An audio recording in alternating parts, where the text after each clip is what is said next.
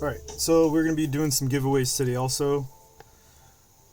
And the giveaways will be some terrain pieces since we are talking about terrain.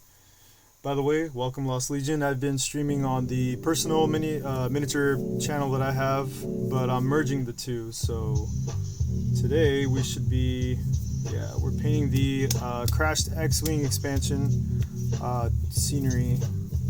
And I figure since the topic is terrain, we will do some giveaway. The stuff I'm using is pretty much laid out, so I'm going to be using a lot of the textured mud, some weapon bronze, a lot of the dark grays to symbolize. I'm going to go something with like the mud effect. We're going to make it glossy to give it that wet mud. And I'm going to use some light airbrushing, so I have some airbrush set up.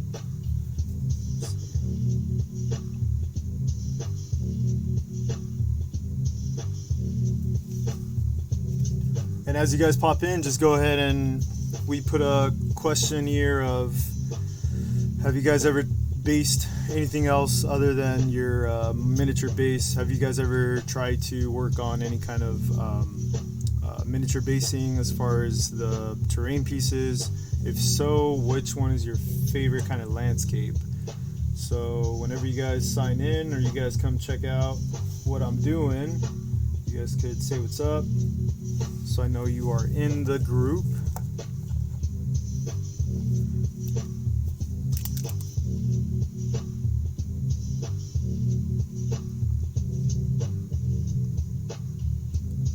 Try to load up the chat here.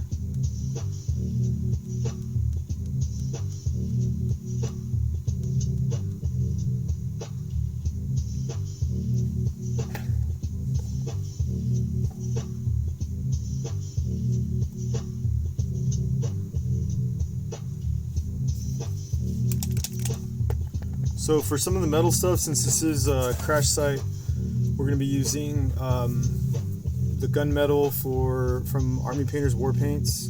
This is more of a dull metal look, so it's not so shiny.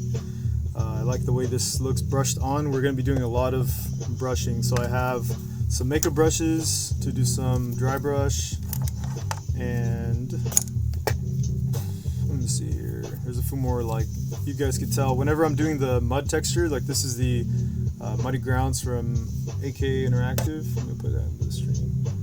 So the diorama stuff, this is one of my favorite stuff to use. And once we get to more of the mud around the craft, we're going to go on that. There's some technical paint mud that we'll actually be using. The giveaway for today is going to be the Technicolor, the Citadel. So this will be one of the giveaways. What's up, Preston? Yeah, we're gonna do the original box art for this. Let me show you guys. So this thing's huge, and it has a lot of like the snow terrain, and so it's kind of like a Hoth environment. But we're gonna do a muddy version of it, and we're gonna paint the X-Wing a different kind of paint scheme for it.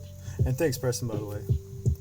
How'd it go yesterday? Game night. That was a fun game we played last week.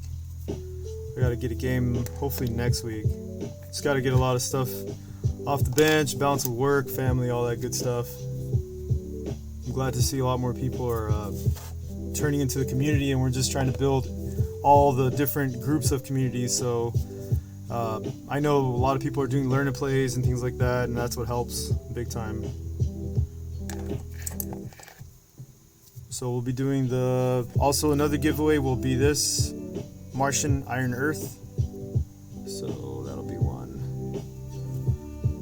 So these will be the giveaways, and also a lot of this is given by local game stores. So shout out to the local game stores. This is the Tough Tack. So this is good for like grass tufts, and whenever you guys are basing your a lot of your bases for the miniatures, or if you're doing terrain, this is really good to use as a glue. It's basically like a stronger Elmer's glue.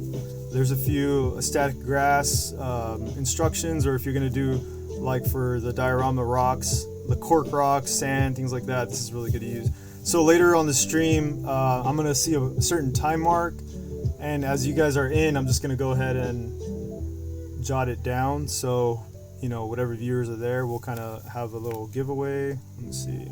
So there's that. We're doing a technical giveaway for the Starland Mud. I'm gonna be using a similar product. So whatever you guys see me use, this has a lot of the same turnout. So this is going to be like the crackly earth. And you know, a lot of the bases, especially like the movement trays, this stuff works really good. So especially if you're going to glue it, I know there's sometimes an issue with having certain glues or certain primers stick to the base. So there's a lot of this stuff is just practical for it.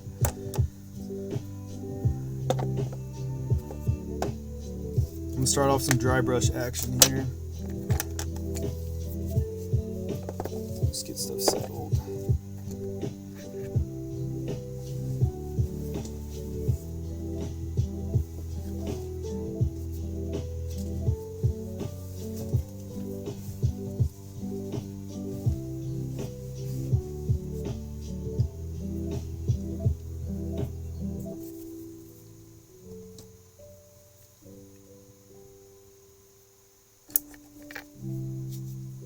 Alright, for a lot of the, let me see here, a lot of the stuff that I'm going to use for the browns, we're going to mix in some actual brown base, kind of like a flesh tone.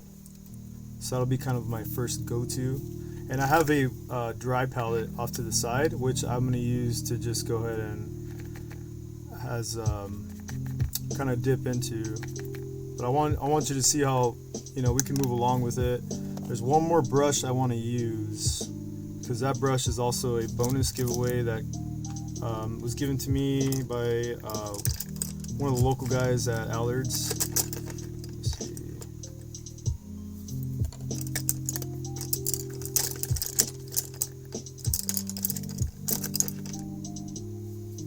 Cool.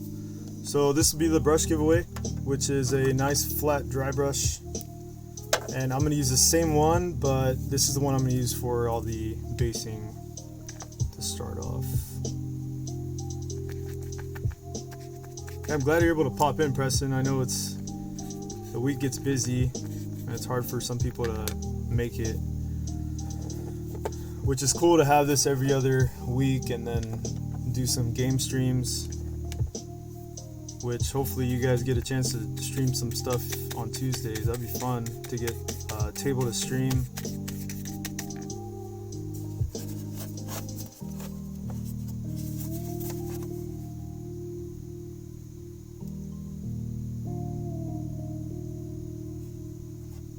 Appreciate you, man. Thank you. All right, let's get started with some of the molds that are more obvious on the side. I didn't really fill the gaps because I'm going to use some of the technical paint mud to give it more of a natural bond between the bases. And I'm going to keep these rocks, so I'll mark which ones are which. I'll do more of the grays around that. The rest of it, we're just going to do this sand texture here. So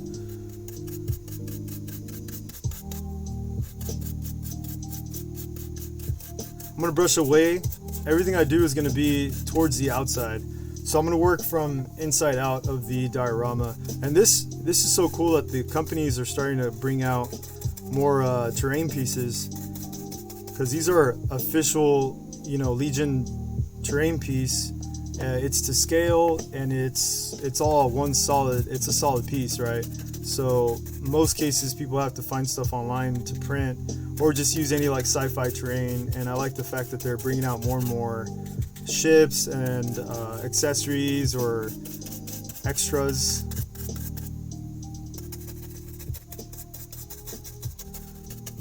So this base brown is more used for darker skin tone. I'm going to use it for the base of the mud. I'm going to go through and show you how I've done a lot of my other bigger ships, like the AA5, the battle tank, things like that. I've used an airbrush with a diluted wash to make the weathering, and I'm going to do the same thing with the X-Wing. And a lot of the metallic parts and the chip marks I do with this sponge, which is this right here. These sponges come in with a lot of Sometimes you find this in battle foam or things like that. All the extra foam pieces you guys get from the different foam packages, they give you like a foam tray. Instead of throwing the foam away, keep it, store it in a box, and use it, because that's what I use for. It's basically a sponge, and I like that sometimes there's strips, because this is these sponges are the ones that divide like the different tray or the different area where the miniature is. So I would just keep them. And in front of me I have the reference of the box, just because I like to see the way they did the snow effect to replace that with this base brown. And the area that I'm not doing, which I'm not attacking yet, I'm gonna do the mud, so it gives it almost like the impact effect. And then there's a lot of debris everywhere, so I want to really capitalize and highlight all that stuff. So these even though these brushes are pretty big, you can still see how the bristles they flex pretty good. So your pressure, still applying the pressure, has a big count, a big factor.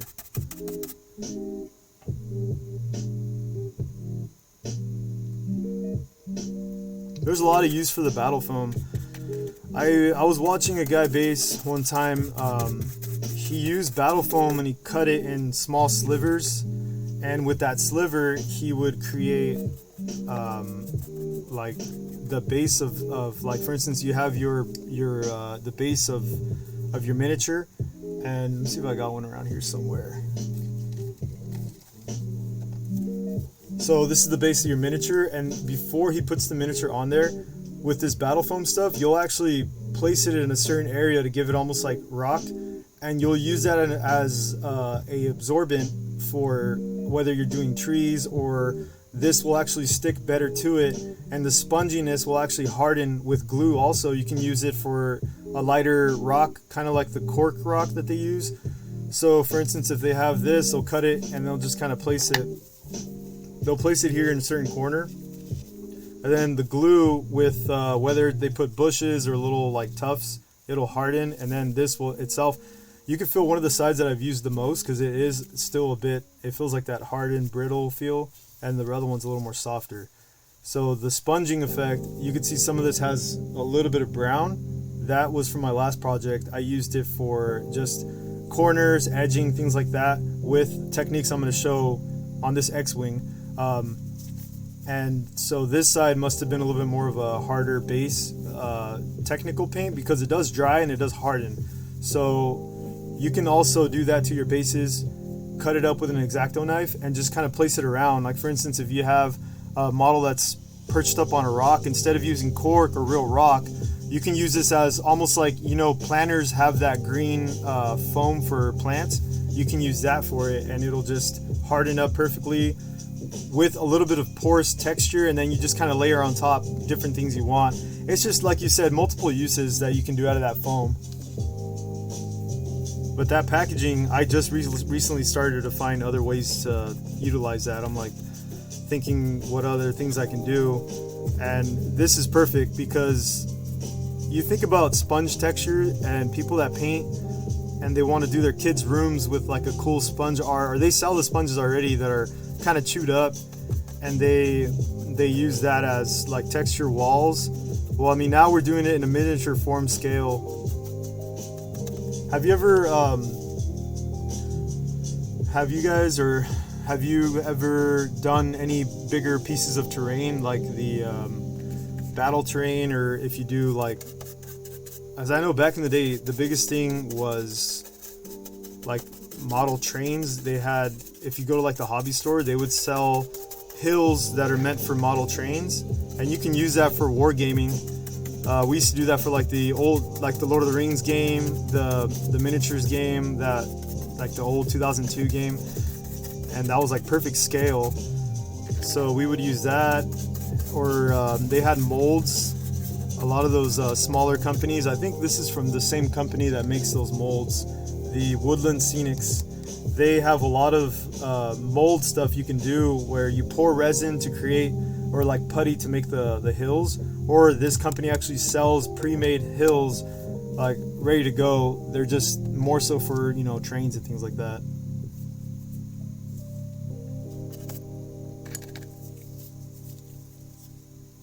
this thing around.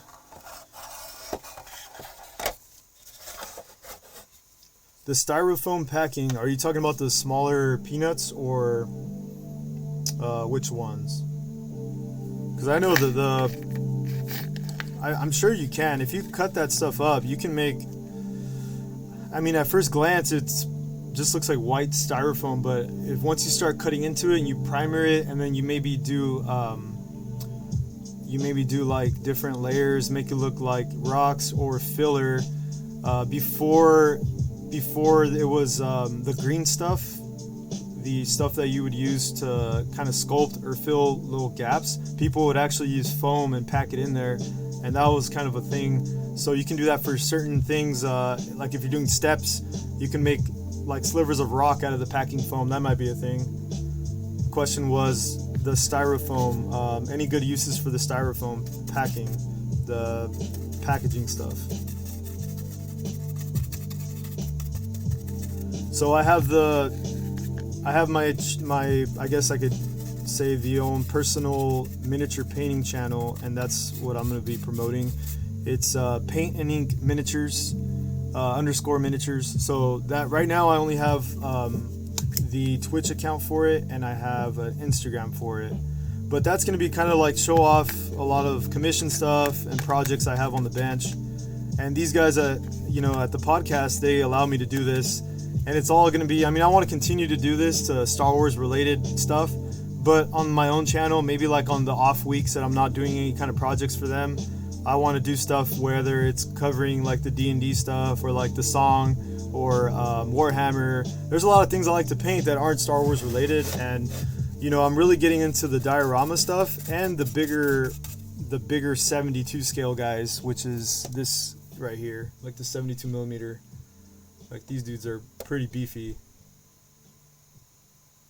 And I want to be able to do that on my own, so I don't want to, steal the torch from, obviously it's not Star Wars related, and I do want to honor the fact that it's, the Star Wars stuff is cool. It's great sculpts. They have really cool, like, stuff like this, is scenic. I have my channel merged at the moment, so I have the Lost Legion recording, and then I have my just for recording purposes to have on my Twitch. It'll be on there as well. So I'm gonna have, it's Paint and Ink, so it's Paint letter N Ink _ miniatures, and so that's gonna be my own projects. And I'm gonna have my so like the YouTube, I'm gonna do my YouTube account also. I just gotta build it, and the reason why I want to do that is because I want to show more of stuff like this. If this was the progress of it, I want to show what steps it took, and kind of show the end product, how it came to life. So I figured I'd like to do my own personal project stuff. Some commissions I'm working on, they're not all Star Wars related, so. And other games I enjoy to play, I want to be able to show off and have my own secondary stream showing that off, which would be fun. And biggest thing is, I just want it all to reflect with the local community and also expand, because now the internet makes the world so small. But I want to expand into, reaching out to new and possibly guys that have been painting for a while. And just to I like to pick everybody's brain, and we all get together, kind of have like a painters alliance guild, if you will. I want to do more paint nights and things like that, so I want to, that's what I'm going to be pushing with the other channel. But I do enjoy doing Star Wars Legion stuff, since this was like one of the games that we all pursued at first. Started off playing Warhammer, but I feel like we were always waiting for a Star Wars game, or at least some sort of a sci-fi was all we had that was close to it. But it's basically just kind of representing the local scene too, because there's news. For instance, if people tune into a certain channel and they don't hear the news from a different channel, or while there's a game night, maybe there's gonna be an event that needs to be promoted. It's good to have another platform just to get that word out, and more players. It's always nice to see new people. A lot of the local guys, man, give it up to them, especially like Preston. He's over here on the channel at the moment. He's in the chat. He's such a great patient player. Has a lot of experience with different other skirmish games.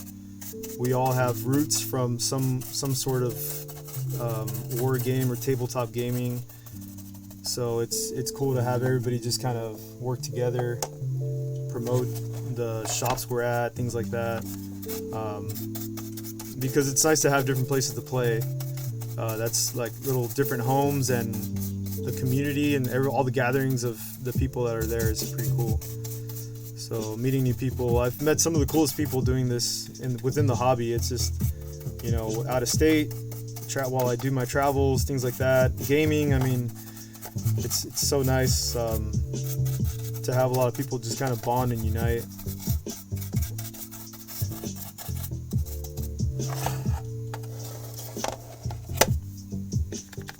So you can see with this dry brush, by the way, again, if you're just joining in, there's gonna be a lot of giveaways.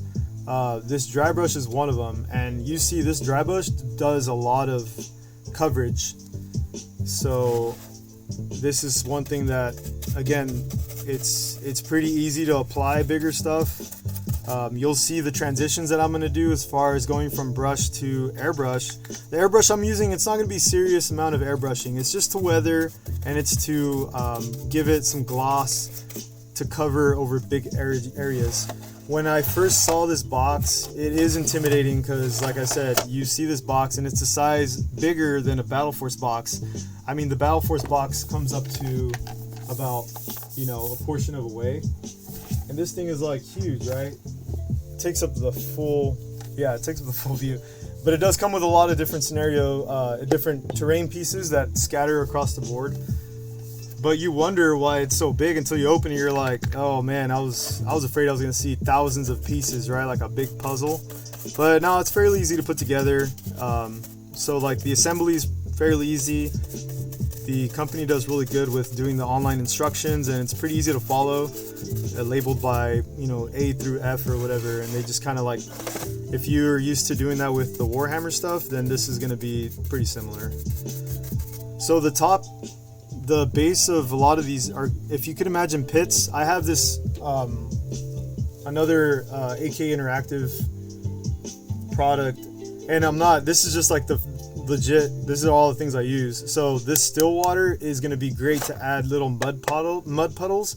So since this is like a mud scenery, almost imagine if it crash landed in some sort of a wet environment, very muddy and rocks. This is going to be something that's going to be fun to add in these little pits. Since this is a solid plastic, it'll cure in a nice little puddle form after we do all the depths and things like that. So I'll add that towards the end. You guys will see how that dries. It's pretty cool. It's like a crystalline, clear kind of bubble. And all the base depth is where I want to have a lot of that darkness, and maybe put a few puddles spread out. And the lighter parts of the mountain, I'm going to keep that kind of, as you will, like the highlighted areas, so that it still looks pretty good with the highlighted. If you would be highlighting miniatures like the mid-tones, right, I'm still going to do that same concept here, because you want to get as natural as like that mud look as possible. And it's obviously dragging towards the end, so it has like drag marks, and that's where I'm going to put a lot more of this muddy ground and some splatter on the sides of it, fixing all the gaps that we have that I did not fill. So once I get to a point where I know I can start adding that, it'll be easier to do.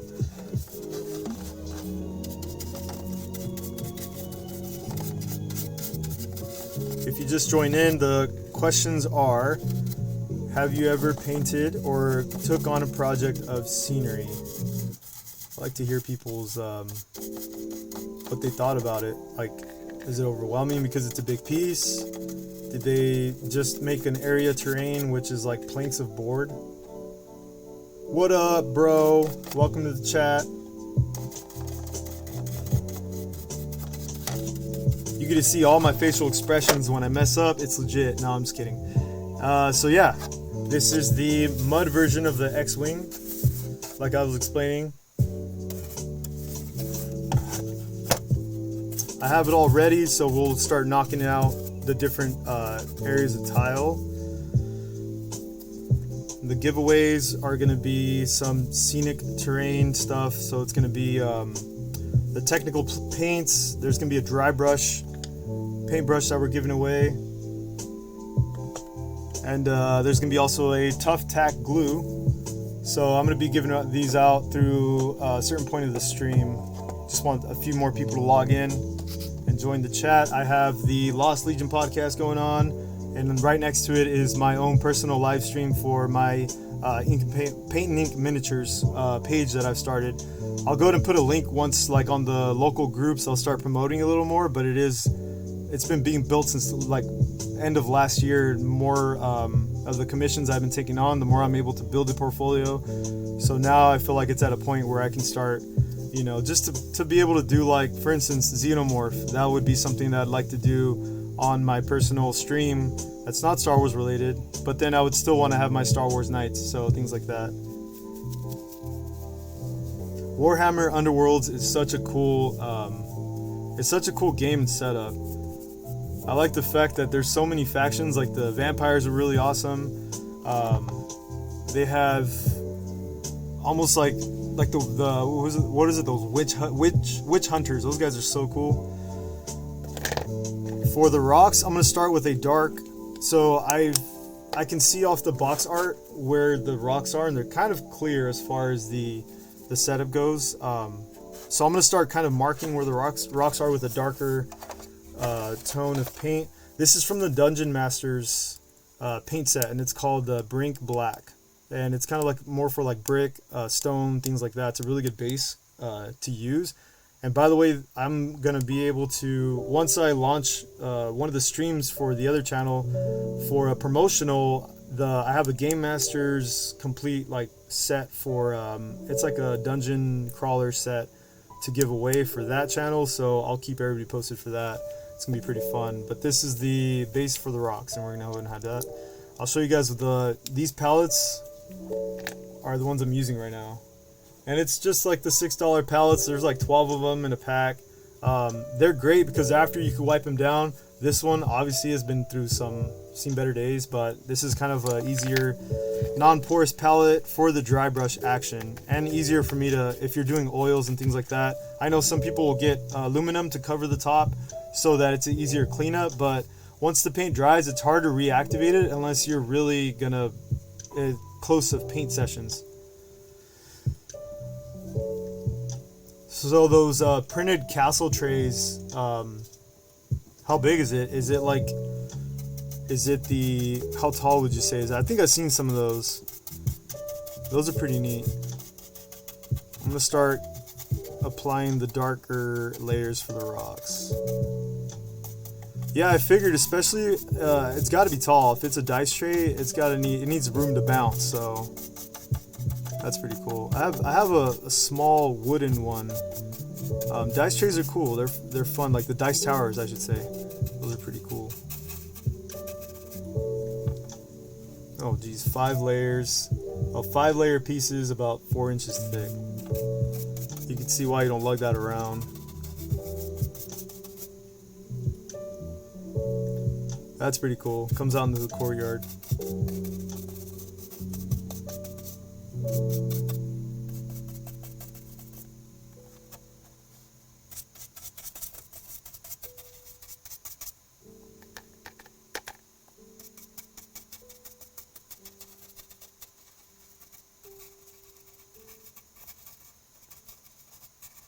When I guess I can give you guys an example. When I'm tattooing, this is for those of you who don't know, I'm also a tattoo artist. So when I'm tattooing, this is equivalent to a shader needle. And earlier I was talking to my client about, he asked me, he said, how many needles are in that, on the tip of the one I was using? And I said, this is 19, a 19 mag, which means there's, let me lower this real quick.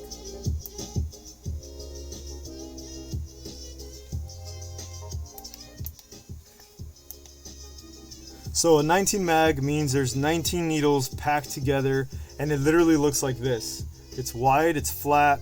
Some of them do come with a curve, kind of similar to this dry brush. So you see the dry brush. Let me see. Let me put it to the camera. This dry brush has a little bit of a curve, and that would be like a curved mag, right? So the flat, it looks just like that. And this, to me, it reminds me of a flat mag because I'm covering bigger spaces of area a lot quicker, and it's practical to use because then you're moving a little faster. Right now I'm going to slow down and use tighter brushes to get a lot of the details on the X-Wing itself. I'm going to use some, I want to do some effects with the windshield, and I'm going to do a different color scheme with the paint on the ship itself. But as you got to think, they make brush sizes for a reason. You got to know when to use them, when to switch off to them. Sometimes it could be, you could do a lot of things with like a layer brush with a really fine tip, and you could still dot eyes, or you can do the Sharpie magic where you get a really fine point micron and you just dot the eye with that after you did a layer of white. But when I transcribe this into tattooing, vice versa, this is like a mag. So if I have a large area to cover, I'm going to pull the wider shader. And this side here has like a little bit of rock exposure. The black, once I start putting it next to the brown, is also going to help me differentiate the rocks from the actual ground texture. So when I do the mud effect, it's going to, I figured, this we could have done very simplistic diorama piece and painted just to get it on the table, but let's have some fun with it and use different products to give more of that effect where it's going to have more that realistic feel. It looks pretty cool.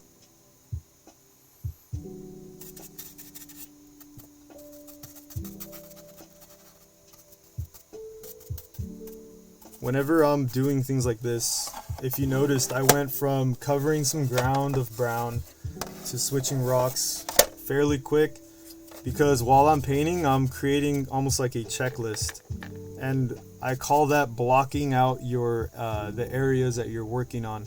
So I'm gonna block out the ground first, knock out the rocks, and basically block out or block in the paint.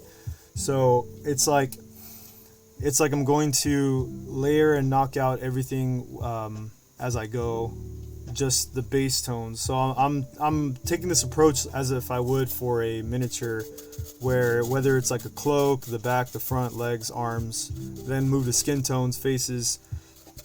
I have a checklist as I'm moving, and it helps when you do something like that, because then you can just have tunnel vision on areas that you're working in. That's what I call block in the paint, or block in that area. This has a lot of little scattered terrain or like little scattered debris, so I'm gonna also just kind of do a little bit of the brush over that with the black. And a lot of the parts of the ship has like that gunmetal look. This looks like, I don't know, JR, what would you say? I don't know if are you still watching? So what would you say the era of this X-Wing is?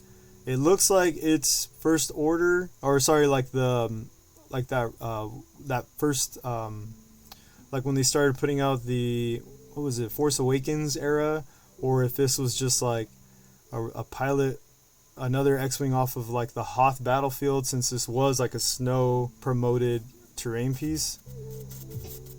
But you see some A-Wings or like the bomber planes, and they have this cool Rogue One-esque style paint onto them, where they have like that, it's not your typical red or orange, it's you could tell they make like almost like the mercenary paint.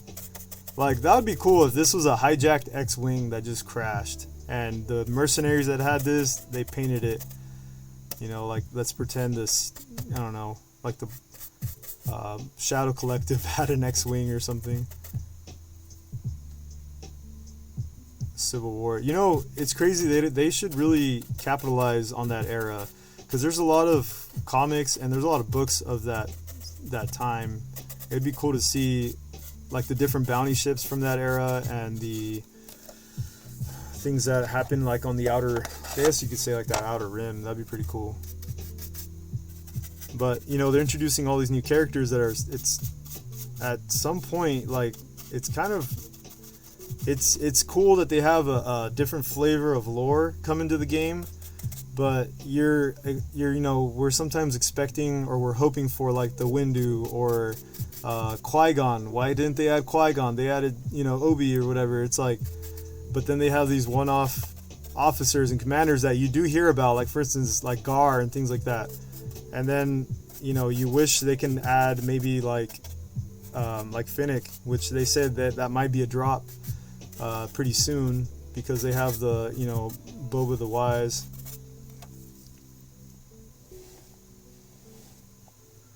Yeah, you know, I looked into, I like the Grievous story.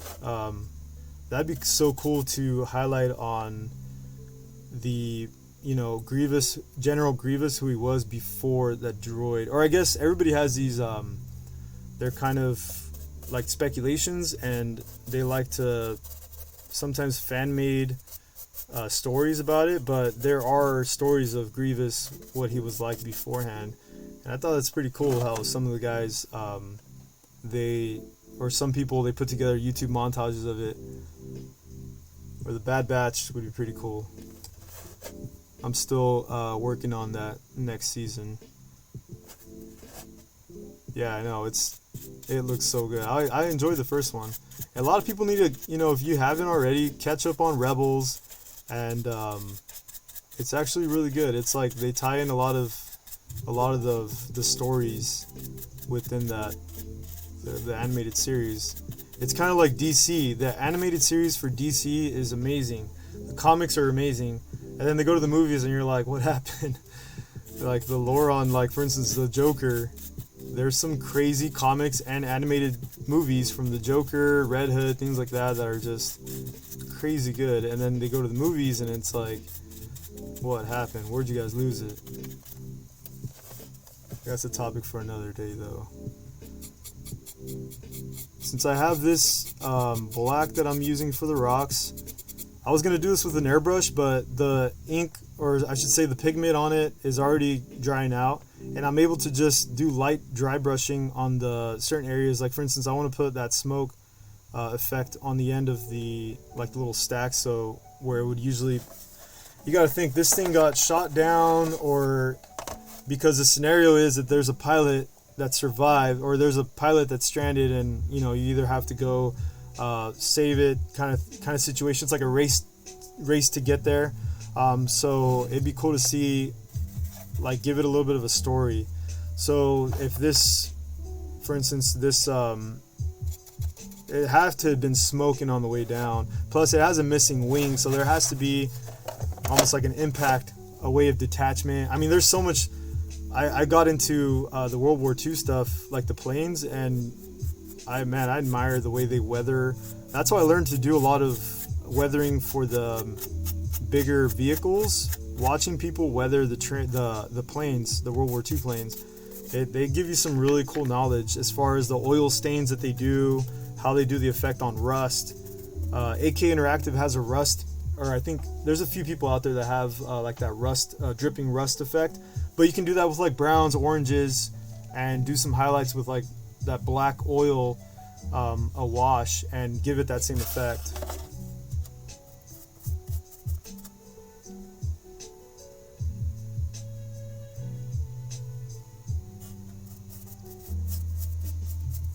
Yeah, Clone Wars and Star Wars Rebels, man, those are great. There's a lot of stuff that kind of gets tied together in there.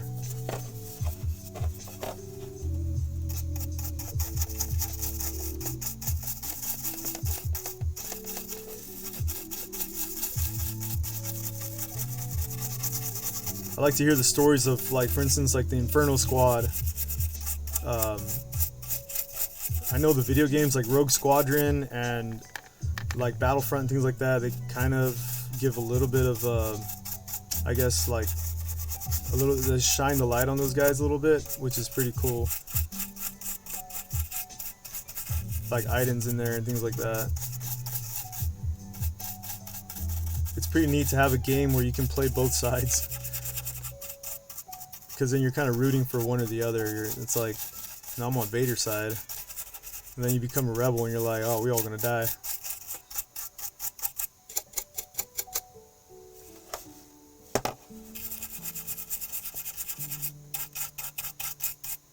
So it probably looks like there's aggressive like dry brushing, but again, there's not a lot of pigment left on the brush, so I'm able to get a little wild with it.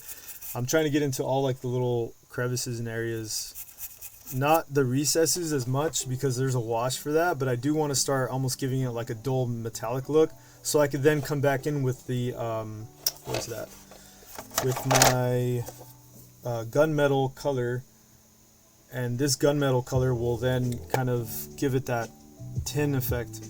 Like for instance, the trim on the windshield, I'm going to do that color, so it'll be pretty neat.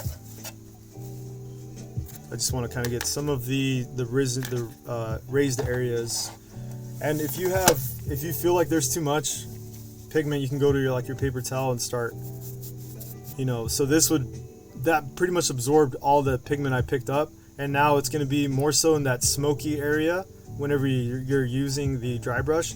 So if I were to do this darker area, let me see if I could focus it. So this darker area would be a little too much because I don't want it to be too black. I want it to be a little bit more of that smoky effect. Again, this is more so like a base mid-tone darker color, just to create some of the smoke effect or whatever the case may be, the debris, a little bit of a blast.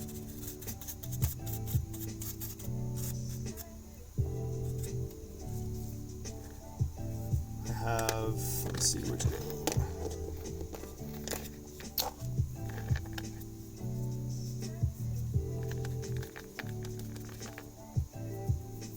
Knights of the Old Republic would be pretty cool, especially with what they did with the a lot of the RPG stuff. I'm interested to check out the Star Wars RPG. The way they have a Game of Thrones RPG, they also have, or like the Song of Ice and Fire role-playing game, they have a Star Wars role-playing game, and that just seems like a long session. That would be something that would, it's session 1 would be like 2 sessions, or session 0 when you create the world and a character, I feel is going to be like 2 sessions before you get to gameplay. Yeah, it does seem cool though. So this thing is missing a wing, so I'm just going to kind of give it, this is going to mark where the impact might have been. So I can kind of use this, this is going to be like a marker per se. So that just kind of gives it like a blast effect. I'm going to work on the back of the, let's see, this like tube here with this black. What I like about the flat one too is if you start dry brushing in a straight, all your movements are obviously going to be like, the strokes are going to be the same. But if you go like this, it's harder for you to control where you want the dry brush to go. And moderate kind of get to, you have to call the dry brushing how it's, you got to react to how it is layering on there. So like you have to control where it is and keep an eye on how it's starting to look. So a lot of this is back and forth, like, you're reacting to the outcome of whatever it's starting to look. And this is I think this is a Citadel Bone White primer I used above the ship. It does have like a whitish, so this is like very vibrant, close to vibrant white the more you spray it on. So I just kind of gave it a few coats. I didn't want it too bright because I am going to dull it down. But because I am going to dull it, I went a little bit on the vibrant side. You'll see once I start adding the weathering how it just dulls the paint, and it looks great. But the box art, it looks very, the art is great, but I want to give this more of a story. Like, it was smoking on the way down, the impact shot mud up. It looks really clean. Well, that's the thing, it just looks clean. The box art, like, the X-Wing was just laying there. Did it land softly and then just blew up? What happened? You know what I'm saying? So I like the fact that it's dragging. It has this drag marks behind it. So then I'm going to say that this thing came down blazing. So for that reason, you see I'm dry brushing. Let me see here if I can show you. I'm dry brushing a little bit that darkness up, and then I'm gonna actually highlight it back. But I need this to be a little darker, so to give it that smoke effect. Yeah, so the blending is like, this is the stage where you're just gonna have to trust the process, because it's not gonna look pretty at first, but you're definitely gonna have to just roll with it, you know. And so I'm kind of using the same strokes because it does create almost like a scratchy pattern. And if I want something softer, like the tip, these little the bristles on these are a little hard, you switch to the makeup brush. And the makeup brush is so soft in comparison, because this is obviously meant for like skin, so you're not going to drag a sharp brush across you know, your skin. So I'm not so the question is, are you wicking off a lot of paint? What I'm doing is, when I go into absorb paint, here's the palette. So I start pushing it onto the side wall here, and I'm using this to be the point where I'm gonna start drawing my my paint from. So I'm not going into the center. In fact, I pull this much because eventually, if I do need to darken stuff out, I like to have a pull for it. But eventually, this becomes my palette. Like, this becomes where I'm starting to you know, pick my the pigment from. And so yeah, it does come off a little strong, but for that you kind of have to regulate and go into your paper towel and just see how much you have. This will tell you how it's gonna look. Or you could even go on your own hand and just kind of like feel it, because then you'll feel how much moisture is on your brush. That's the thing when you dry brush, because someone asked me, how do you change colors with dry brushing? This is what I do. I use the dry brush, whatever pigment I'm using, I use it up into the point where I can tell that it's very faint. That would be an easier time for you to switch a hue or switch to a different color versus trying to rinse and wash your brush. Don't do that until you're done using the dry brush. There's still aftercare you still have to care for your dry brush. You don't just leave it there because it will harden, but you need to, the process could be very slow when you're dry brushing, because you want to let the pigment run out before you change. So you'll see I'm going to use these two brushes without switching colors and everything, without having to run to go clean the brush and come back, because you're just adding the moisture for it to be trapped. Some of these bristles are going to be they're going to absorb the if it's a synthetic brush, or if it's more like the fine hair, they absorb water differently. So if it's something where the brush is a little more on the harder side, like I mentioned, like really scratchy versus the makeup one, the makeup's gonna absorb a lot more moisture. So if you go and try to rinse that, it's gonna be hard to you're gonna go back, and you might as well just paint with a regular brush, because it's gonna defeat the purpose, if that makes sense. But if you just use it, a good way to clean it before you switch into colors is going into your paper towel and really just try to wipe the rest of it off. Almost the concept of an airbrush. They say to clean out your airbrush, when you get to the end of cleaning your airbrush, run it to the point to when you see just clear water, then I'll show you right now I'm going to use, so when I do use the airbrush, I'm going to use a blue to do the highlight of the windshield. Then I'm going to have to go to a wash, but I'm going to do the blue first because I don't want to contaminate that blue. I want it to be real vibrant. And the way you switch is you're running you don't want to use a cleaner. You'll just use flow improver or a glaze to clean your airbrush, and regular water. If you use a cleaner, you might crack your own paint, because that is a solution. Now that concept goes for dry brushing. I'm not gonna, when I'm switching, it's just a quick wipe until you don't see a lot of that old pigment. Then you can switch to like the next color. So at first I started with brown, and both brushes were being used for that brown. And so like for instance right now I need a little more black, and I'm able to switch from brown to black. I mean, this is a dark, obviously the contrast is darker, so it's gonna outweigh the brown I used, but I still want to go in, and you can see All right, that's perfect right there. That's what I need. So I'll go back in and just kind of pick up where I left off. And I'm reacting as I go also.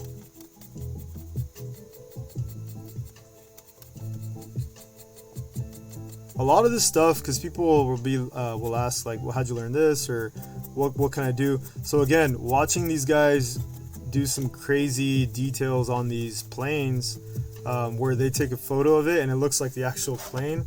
They explain to you what they do, and I just love to watch that because it's interesting. I'll do that on Star Wars ships, sci-fi ships, and things like that. So the top of the ship also has a lot of metallic parts or like wires and cables. You can get pretty crazy with putting details, like put a yellow cable, a green one, a red one, make it look a little bit more authentic, like a very old school X-wing that got pieced together. But with the dry brushing of the darker color, a lot of the raised areas are going to stand out more. This is where the R2 unit goes. So I imagine this display, he like shot off into the snow. Let me show you. So this is the piece, and the unit is right here. Let me see. You see him? So that is first of all, when I saw this, I thought it was really funny because they just shot the R2 headfirst into the snow. Or the diorama is the snow feature. Given the fact that this is going to be mud, I'm going to put mud all over this thing where it's going to be like the R2's buried in Yoda's valley, right?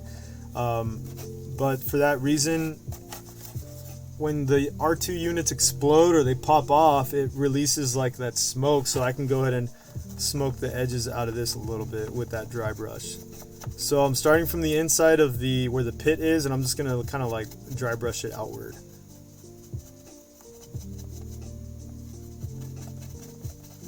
And I've learned, I mean, I'm still learning tips from other people, but whatever I can teach, I will definitely tell others. I mean, I feel like it's cool to have others paint and just, pick each other's brain off stuff. And the same way you guys like to teach others to get into the game so that there's new players, I want to teach people to paint so there's more painters.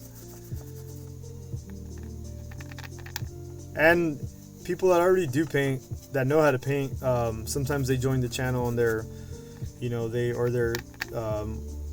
give love and support over the stuff I'm doing, and that's cool because I'll show it right back, because art is subjective. No two artists are going to be alike. That's why it's art. If your miniature painting is the same as another person's, then why would they need anybody else, right? Everybody's just going to have to go to that one guy.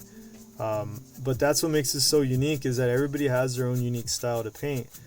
And it's kind of unorthodox when you're weathering ships and doing bigger terrains and you're doing bigger pieces like this. You can kind of do a lot of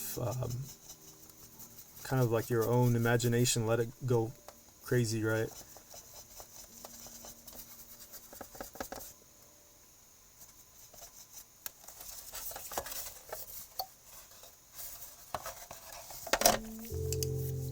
So let's see, I already went a little bit on the top. There's still a little work I got to do on the inside of the exposed wing area. Let's see here. When you first apply the dry brush, like right now I'm doing a stippling pattern. So I'm going to stipple it, but it's very light application of pressure. And that also gives you an opportunity to see how much pigment is on your brush that you may have not seen, because sometimes we're dipping into the ink and or to your pigment, and it's onto one side. It's not fully round. So when you go to the surface of the miniature or whatever you're painting, you got to make sure that it's the same place that you absorb the paint from. The streaks of smoke, I'm going to keep it all in one direction. So it's going to start from one point of the wing, obviously from this down. That's where I'm going to kind of give it that streak mark.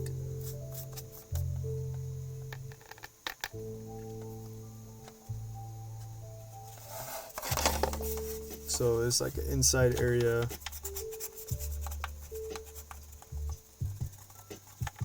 They have this opening of where the wing used to be. I want to go in there dark because I'm going to come back in with the metallic, that gunmetal, just to give it more of that shine.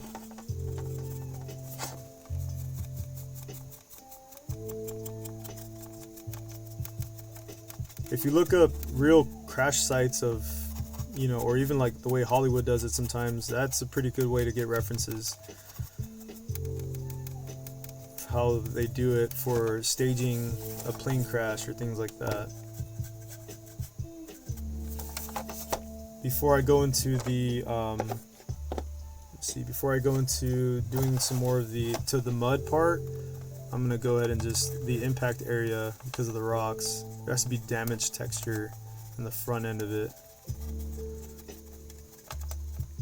Now this is gonna be cool. So there's a smoke effect that we're gonna do with the windshield.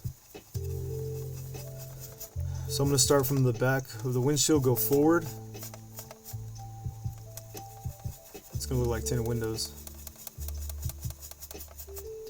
The frame of it is going to be that gunmetal look also, but as you can see, dry brushing does a pretty cool smooth gradation, and that's what really turned me onto it. You can really do some things you can pull off completely dry brushing, and it's insane how sometimes you can just do a whole project with one brush.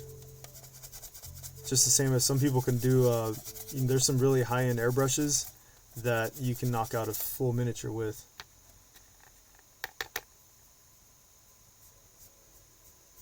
I'm going to go a little darker on that top part just so that I can blend it a little further down. This is only going to help with depth, so it's okay like going outside of the...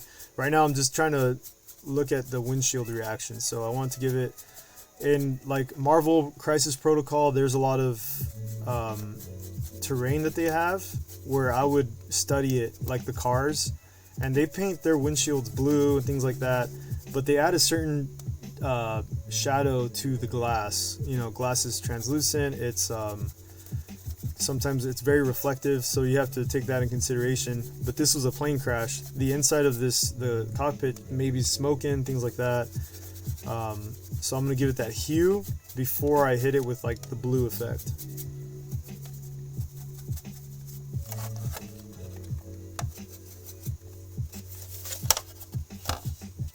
And then after this is the part where everyone's like, airbrush is cheating, but it does really good effects. It's kind of hard to get used to airbrushing. It's fun once you get it down though. And I'm allowing all the paint that I was working on, I'm allowing it to dry while I'm working on other areas, so this is cool.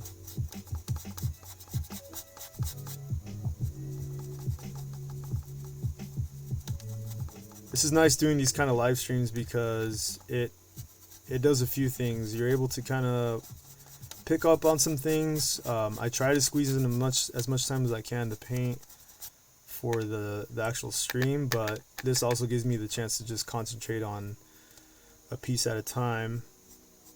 And then this kind of sets the pace for the rest of the crash site. And a lot of this is just taking it by sections. I'm not even, there's no, the list that I make in my head is different as far as what I'm painting first. I mean, obviously I want to do the outside of it, which is the dirt and mud, rocks, then work on the X-Wing a little bit, but then I'm going to have to go back to work in the details of like the debris and things like that. So I'm going to do the smoke effect coming from this, like, let me see right here. So this is the direction of the smoke. I just kind of do a little bit of light. You know, the World War II tanks too, those guys that they do a lot of the smaller, those dioramas, those are insane. The scales are sometimes even smaller than this.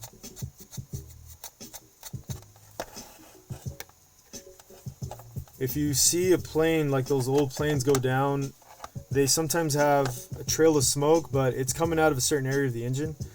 So we can apply that to this, and I could do maybe a few streaks, like there's smoke was right here, maybe some smoke was off to the side. that kind of gives us our marks as to where the shade is going to follow. I did this with the battle droid, the tank. You know, smoke is kind of following it on one side. Weathering is fun when you get to just see it come to life.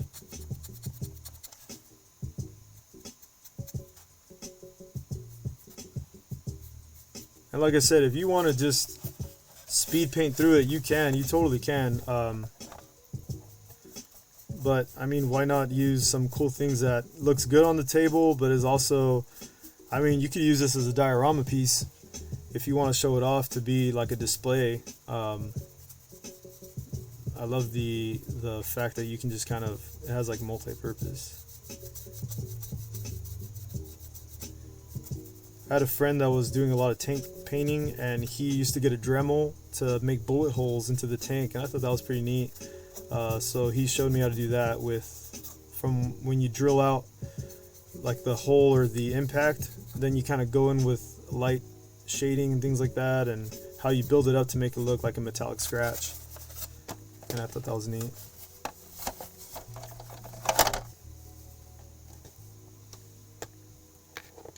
Do you guys have anything on the paint bench, by the way? Are you guys painting anything?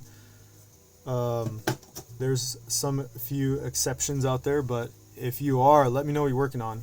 I like to know the different projects people have going on while I mask this part so that you can see what I do with an airbrush.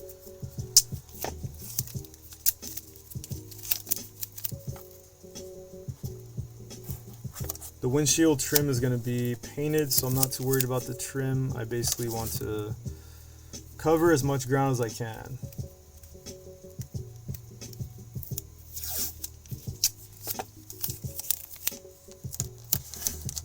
If you guys are joining in, let us know. Introduce yourselves. Let us know what you guys are painting, or if you've done terrain pieces before. Any kind of terrain, dioramas, scenery, things like that, different landscapes.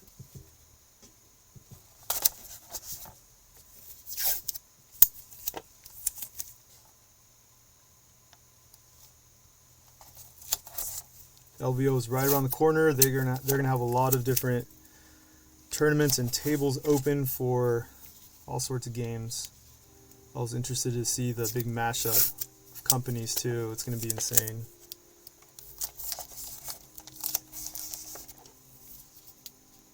It's crazy. A lot of buzzing about the rules and what timing, right? It's like LVO is about to happen. Let's just change the rule book.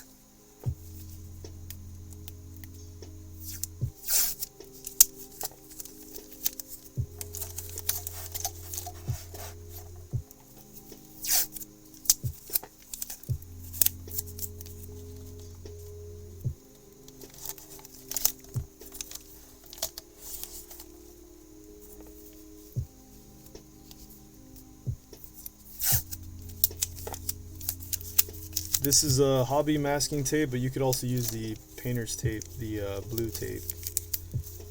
I just want to get, like I said, just have the windshield exposed after I already went through the shading of it, as far as darkening the windshield, giving it that smoke, darker contrast.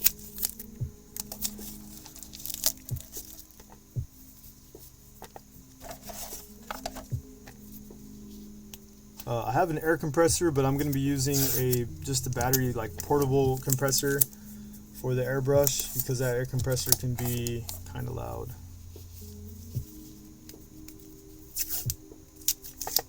So, and it's not going to be much. It's just going to be for the windshield, and then I'll use it again for weathering. So, first of all, let me get this guy.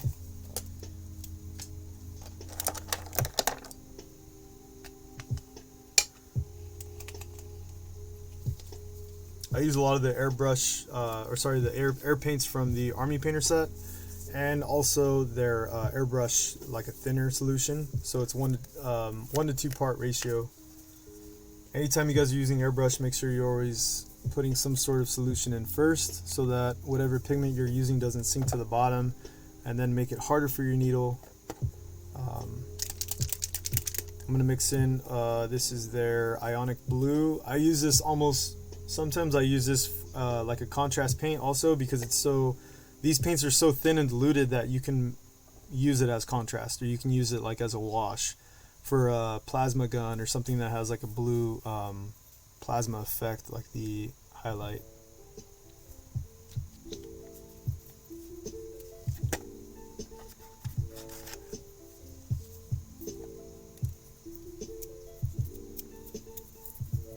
Mix in the blue a little bit.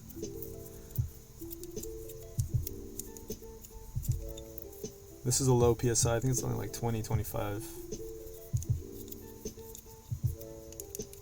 After you give a good little mix, do a test shot to see where it's at.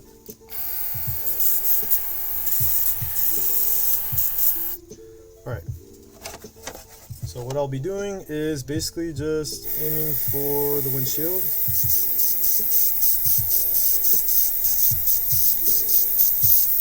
It already has that shade at the end of it, so I'm going to basically just focus on the front end of it.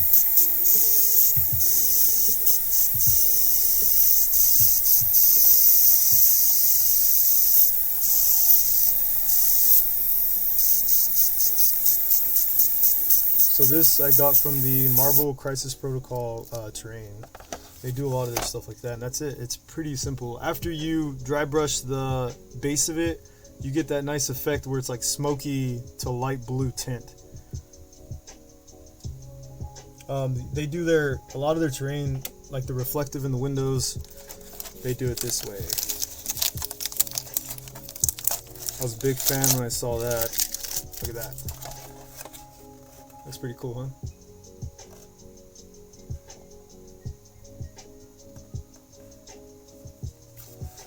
I'd rather do that with the airbrush to get that nice even reflective side where it's shinier on one side than to try to do that with a brush. It'd take a little longer.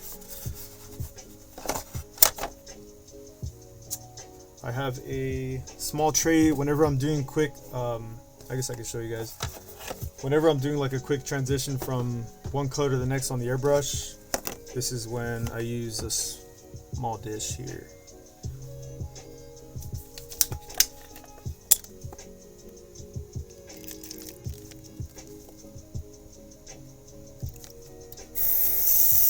Just to empty it out. The next color I use is a wash, so I'm not too worried about the blue to be in there.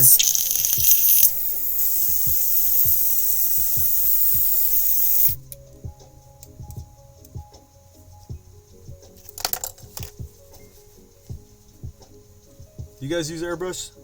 Is anybody experienced with an airbrush, or has at least dabbled in the airbrushing world? I am fairly new to it, but it's been enjoying it. It's pretty fun.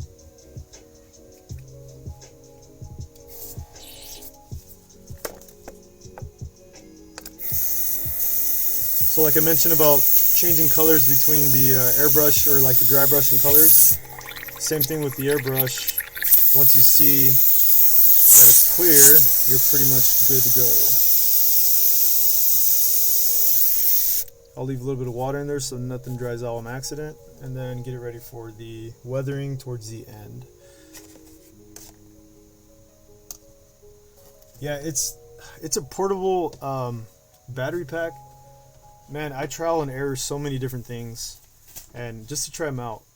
And this has been one of my favorite things that I've tried. Is like I have this big compressor here, which I like because you're able to regulate it the PSI pretty high, or kind of bring it low for that matter. But I don't mind doing the portable one. Yeah, I wouldn't recommend it for fine detail stuff because it is very hard to control. But things like this, as long as you mask it off, it looks good. In my point, once I do the trim, I just created a reflective windshield there, and with a few white highlights towards the end. Like for instance, if we run out of time and I can't get to it, just know that that's my plan for that, is to do like some reflective white streaks through it. But that's what I wanted to go for, the smoke effect of that tinted windshield look, which I did with the dry brush, but the front end is where I wanted to really display the that reflective blue. I think on the box art they just left it gray, but it gives a little bit more flavor. It's kind of portable. These things are little battery packs. They're nice. They do 2 different settings, but the lower setting is not strong enough, I think, to push real precise pigments. So I just came across these guys here, which are rubber brushes for the next step that I'm doing, which is the mud. So let's start. Time to add some mud to this guy. They're neat because they're easy to wash, which are nice. Let's see here.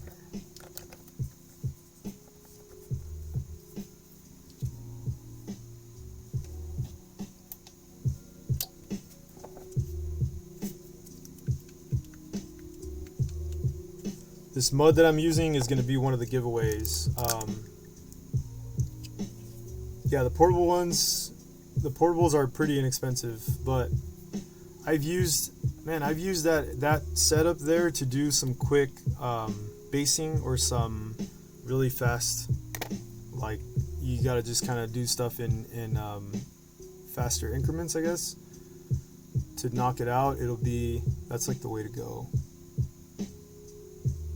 So for green stuff, this brush here is amazing. The green stuff is liquidy, or like the liquid green stuff, I mean. That stuff it'll ruin brushes just like the glues, right? Or like these technical paints. But I found this, and let me shake this up a little more.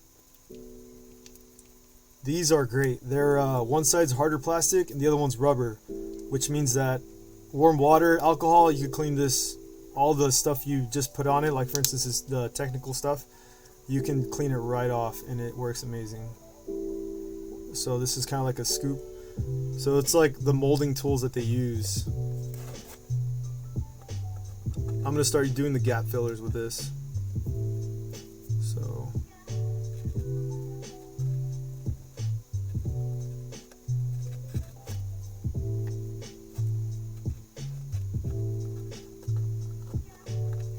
when it dries, this has that real sandy mud look. These tools make you feel like a sculptor. I've never messed with clay before, but it's cool to have the liquid green stuff. I wasn't too much of a fan of it until recently when I just sat down and started messing with some mold lines I had to fix and fill. And I just said, I have it, it's time to use it. And I had these brushes, so I had an excuse to use it. And I'll tell you what, it's like wet clay that is actually pretty easy to use. I thought it was gonna be a lot worse. But yeah, that green stuff is cool. I've used the original putty, but that liquid stuff, you guys should try it out.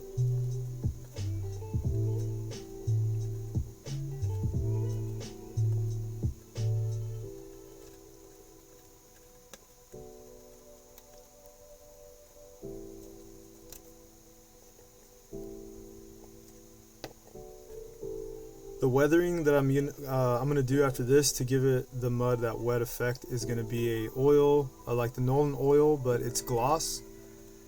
And I kind of added like my own solution. I try to make some gloss paints and mixtures to make something a little more glossier. And that's what I'm gonna do for the texturing. It comes out pretty cool. Like if you're doing bigger tanks and things like that, that's probably the way to go. Run it through your airbrush. I dilute it down. It's very watered and thinned down enough so it doesn't ruin it.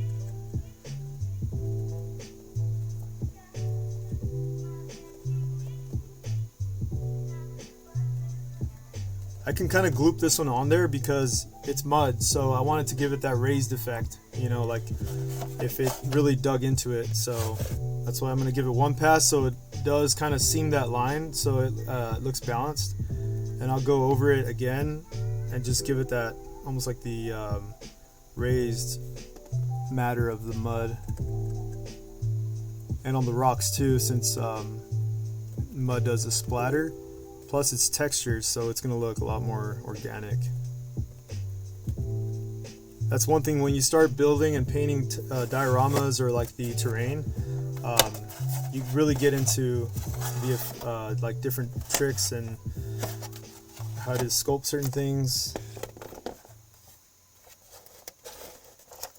Have you guys ever used the green stuff, the putty? It's interesting with like the mixing solution, or if you've also experimented with the liquid green stuff.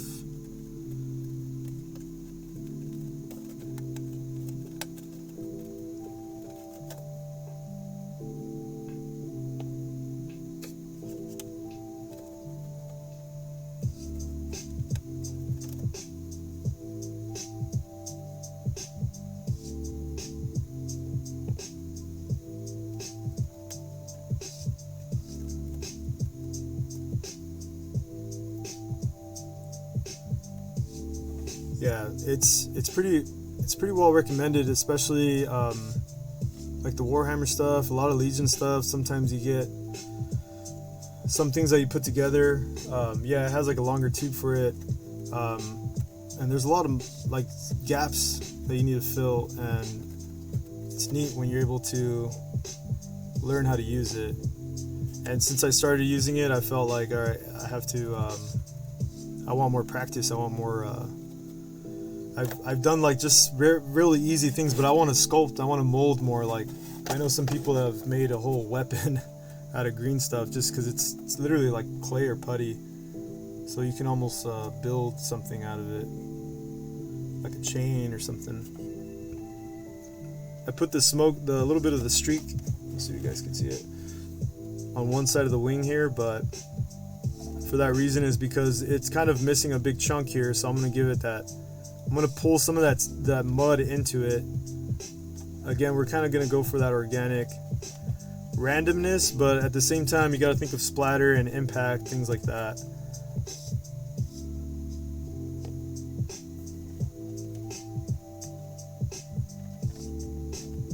So definitely about once I get, because there's still some details I'm gonna do with the colors as far as the coloring on the X-Wing in itself. It has like markings and things like that, so maybe put a little bit of that texture around the rocks.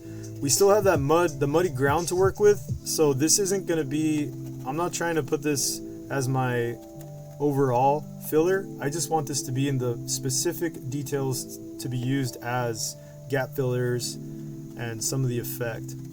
So the mud that's going onto the X-Wing it's okay, because I'm going to go back in there with a brush and give it that speckled look. So if anything, it's just kind of marking where I need to do it. It looks nice once you start filling all the gaps.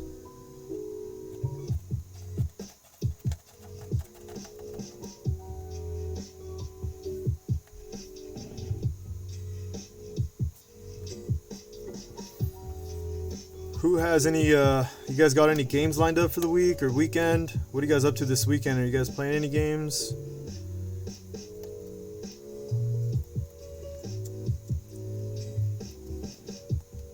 Are you going to hobby at all this weekend? What are you guys doing? I know weekends are sometimes busy with family stuff, but...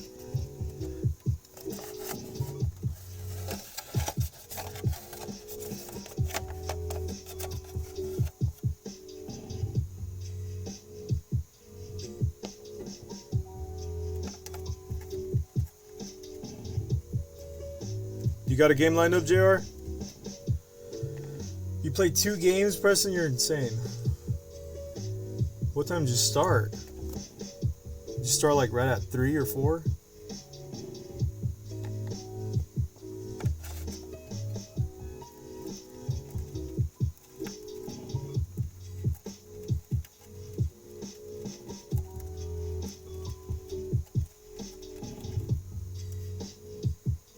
At 3, yeah, I figured. It's insane how, you know, there's 6 turns in Song, there's 6 turns in Legion, but that's like 4 or 5 hours unless you're doing a time match.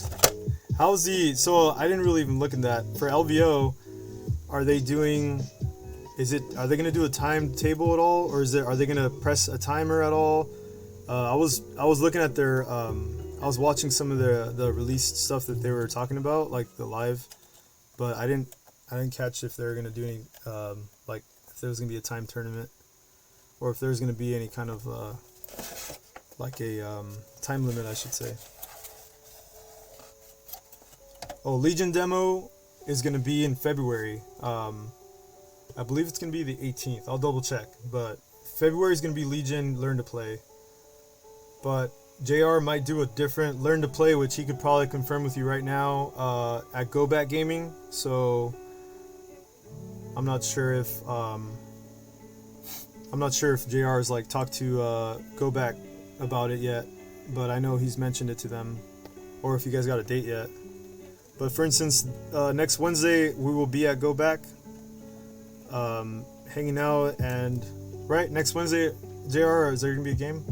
I don't know. Let me ask JR real quick, because I know it's cutting it close for LVO, but I know it's in I think it's like what? It's in a few weeks, so we might have another week of Go Back Star Wars Legion Day or night.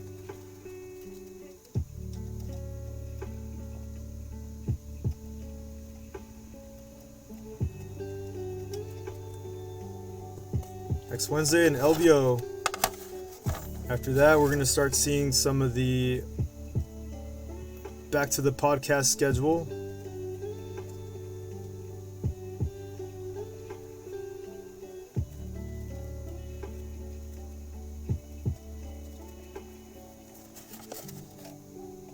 Alright, it's pretty much outlined in some areas. I'm just going to put a little bit more on the front end. Rounds for LVO, 2 hours and 30 minutes.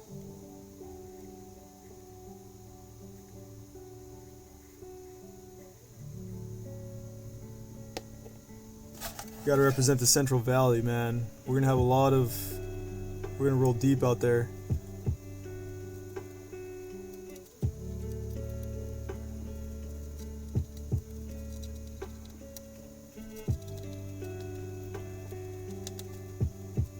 I'm gonna get another paint night going on, but it would be cool just for us to get together and just have a hobby day, just kind of hang out. Not necessarily like a class, more so just get together and hang. But I know Victor at Go Back was talking about doing another class, which was fun because you can talk about different, like for instance, this would have been a class about terrain.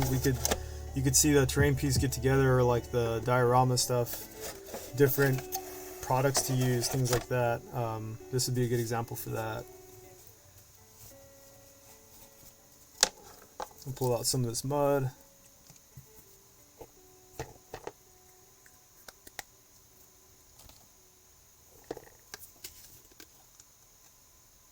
This stuff smells like mud too. I'm wondering if they just went out to like a dump yard and just got mud. 'Cause then I'd just feel played. Let me see. It's like, let's put muddle in a little bottle. Price it. So I'm just gonna follow some of the streaks. I don't want to go too deep into the recesses yet, because a lot of the stuff that you see white still is gonna be. I'm gonna go over it with that wash and give it a pretty cool like gloss effect.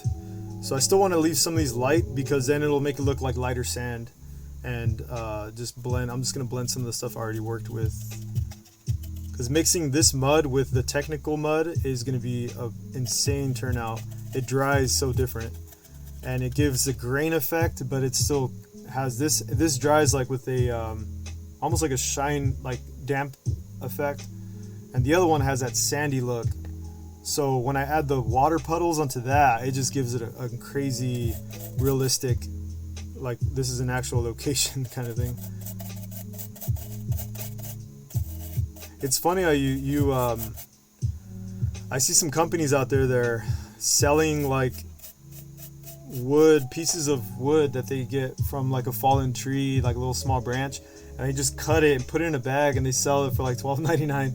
And I'm like, I mean, I get it. Like I've been wanting to go out to like the Sequoias or something and go for a hike and pick up stuff on the way, like take a box and just get shrubs, get different tree bark, branches, things that you can break up into little stuff for scenery and models, and rocks, because out there you can find some pretty cool like smaller like gravel rocks and things like that. And these people, they just do it and they sell it to you. Like, I mean, it's all diorama stuff, but it'd be cool just to go get it yourself, you know, just to make it part of the journey.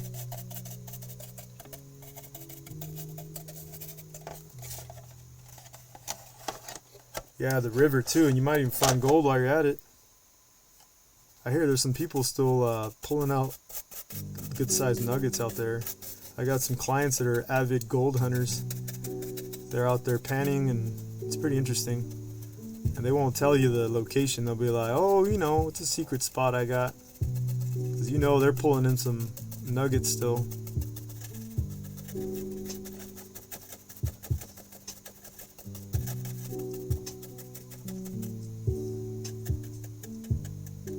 This brush is a little, like I said, it's a little more stiff on the stiffer side.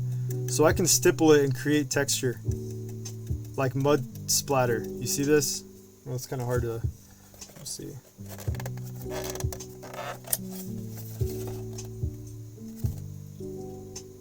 So there's, let me see if I get in the frame. There's like some mud splatter there. And that's all being created by the stipple effect. So for me to blend the mud so it doesn't look such like a harsh line of mud like the buildup. For instance, all the mold, the recesses I was just filling in, I'm gonna go in now and just create the texture with this. Following a certain direction, keeping it not too random, but give it that, still have a little bit of that natural impact.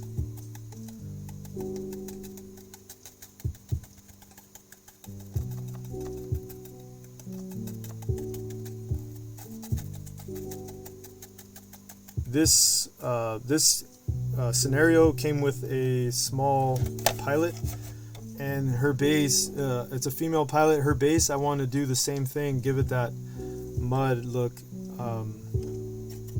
so it looks the same, like it's all, you know, it goes together, like obviously in the same area.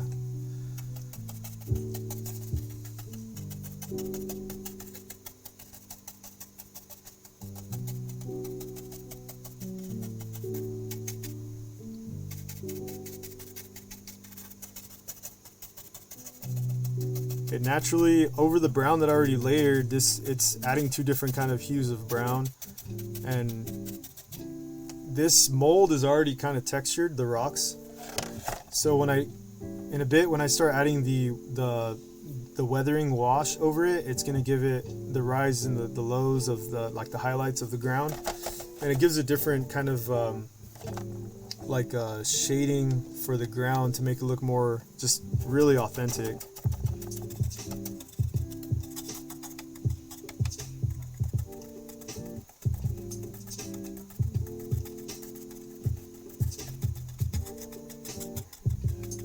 The stippling effect and a circular pattern is how I get a lot of like the texture stuff.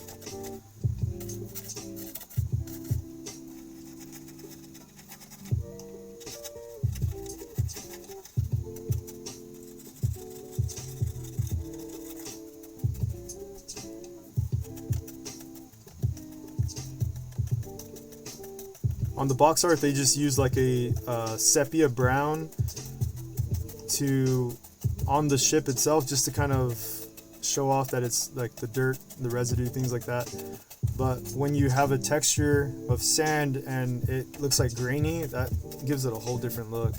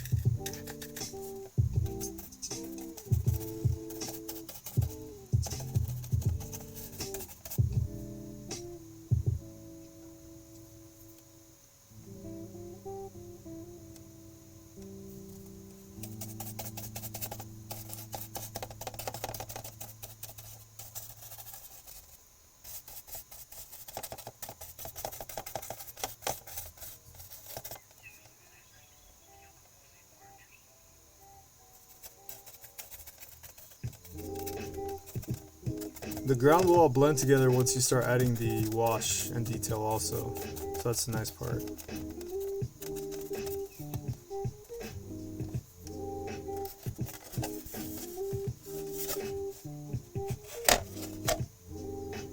Let's see here, we are at minute 30. Alright, in a bit we will raffle out the brush together with the sand I'm using, since this is going to be kind of like a deal. Just kind of drop in your name and I'll put in a randomizer. So if you jumped into the live stream and you left, whenever we do giveaways, it's always to kind of reward those that are hanging out. And you know, it's because I think somebody mentioned about, well, is it going to be like just show up? But then it's kind of like the whole purpose is to kind of hang out, let's talk shop, let's kind of discuss what you guys are working on. It's kind of like a paint and chill kind of thing. And while you're there, as kind of incentive, we like people to also, like I said, I'm trying to have more people get into it as far as the hobby goes, basing and terrain, the topic. So I figured, like, whenever we do like an expansion giveaway, right, or something, it's nice to have it rewarded to those that just hang out versus those that pop in just to have their name there.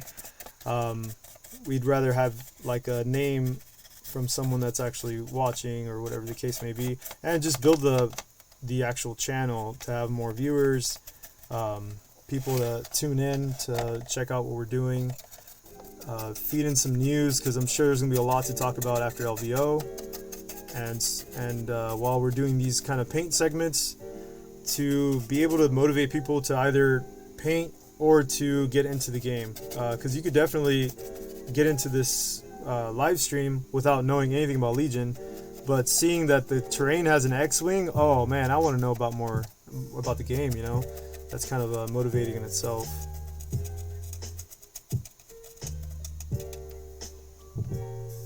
So JR, Preston, you guys are gonna have to fight for it. No, I'm kidding.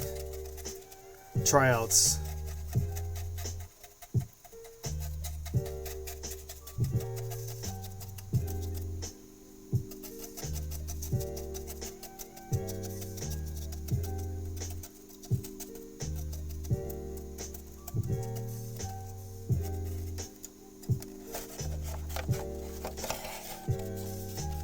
If you get this, JR, you gotta paint. You gotta paint something. Paint the kitchen counter or something, like the corner that gets, you know, like if you accidentally chip the corner, you have a brush now.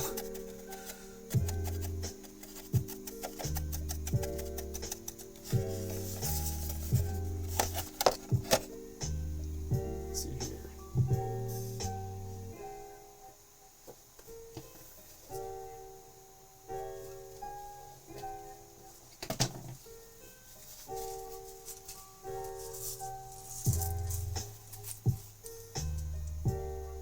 That's how we're gonna do it. We're gonna do it the old-fashioned way. We're gonna roll for it. Trying to figure out which one we could do.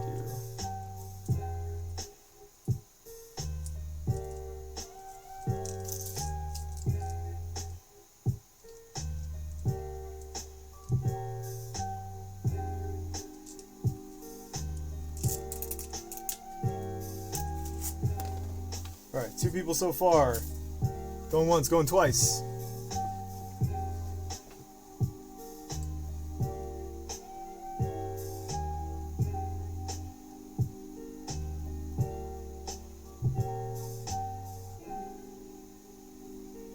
Alright, JR, odds, Preston, evens. We'll put this in scale so you guys can see it. It's a tiny dice. It's a D12. There we go. 7! There you go.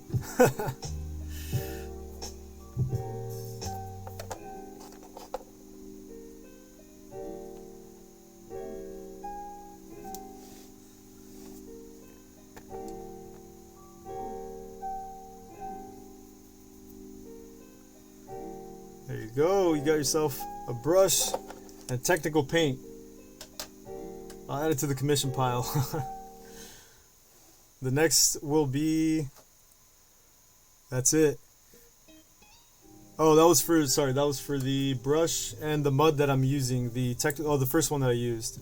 The next one will be for the glue. We got the glue here, and we are doing the technical sand, the Badland basing. And I'll also add one of these brushes that I'm using.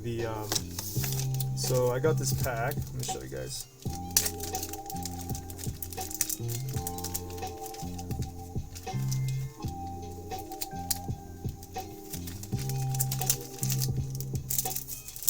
So this is the basing brush that I'm talking about, that I'm using right now. It has those rubber tips. And this is good for adding glue or this kind of technical paint onto your miniature, the base or whatever you're gonna, so you don't have to ruin your brush, and this is washable. So the next will be that. Let's flip that around. So this time, Preston, you will be, or anybody else adding in? Let's double check. Looks like it's about the same. We'll do, all right, so now let's flip it. Preston, your odds. JR, you're even. D12, here we go. Oh, oh, oh, oh. Reroll, reroll. Oh, oh, you know what? Let me get a dice tray. Preston, bring me that dice tray, bro. Come on. I got an idea.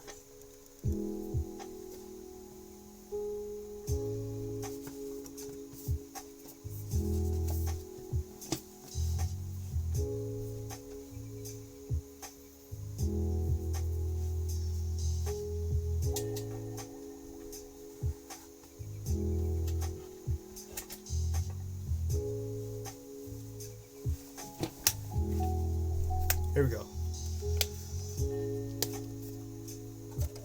Gives a little chance to the X-Wing to dry. Alright, let's go. The next one. And it is a 9. Preston, congrats. You guys are both winning something. That's great. So Preston, I will see you soon. I'm sure you'll get this pack. JR, I will message you after this live stream to possibly get a game in tomorrow morning, see how your schedule is.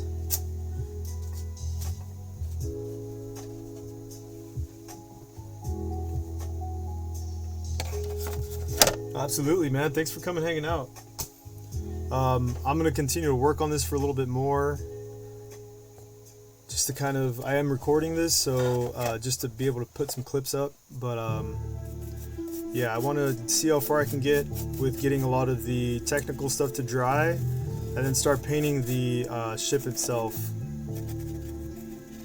like all the little details. But I was able to show you guys. Let me, at least, if you could hang out for a little bit, I'll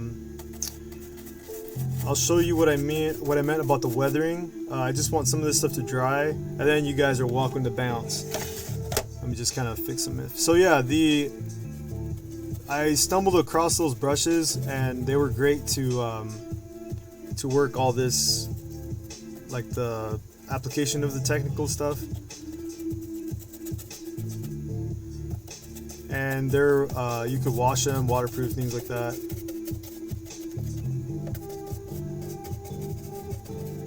So that glue is, like I said, it's like a very strong, it's a stronger Elmer's glue.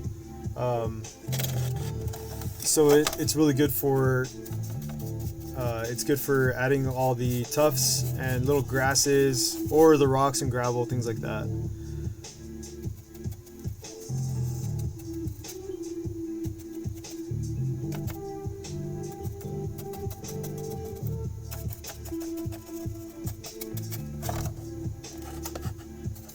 In no time, when I start to weather it with this wash that I made, and I can explain to him more what it is, you see a big difference in the scenery. Once I wash it, I'm going to highlight the rocks to give it more of that stone texture.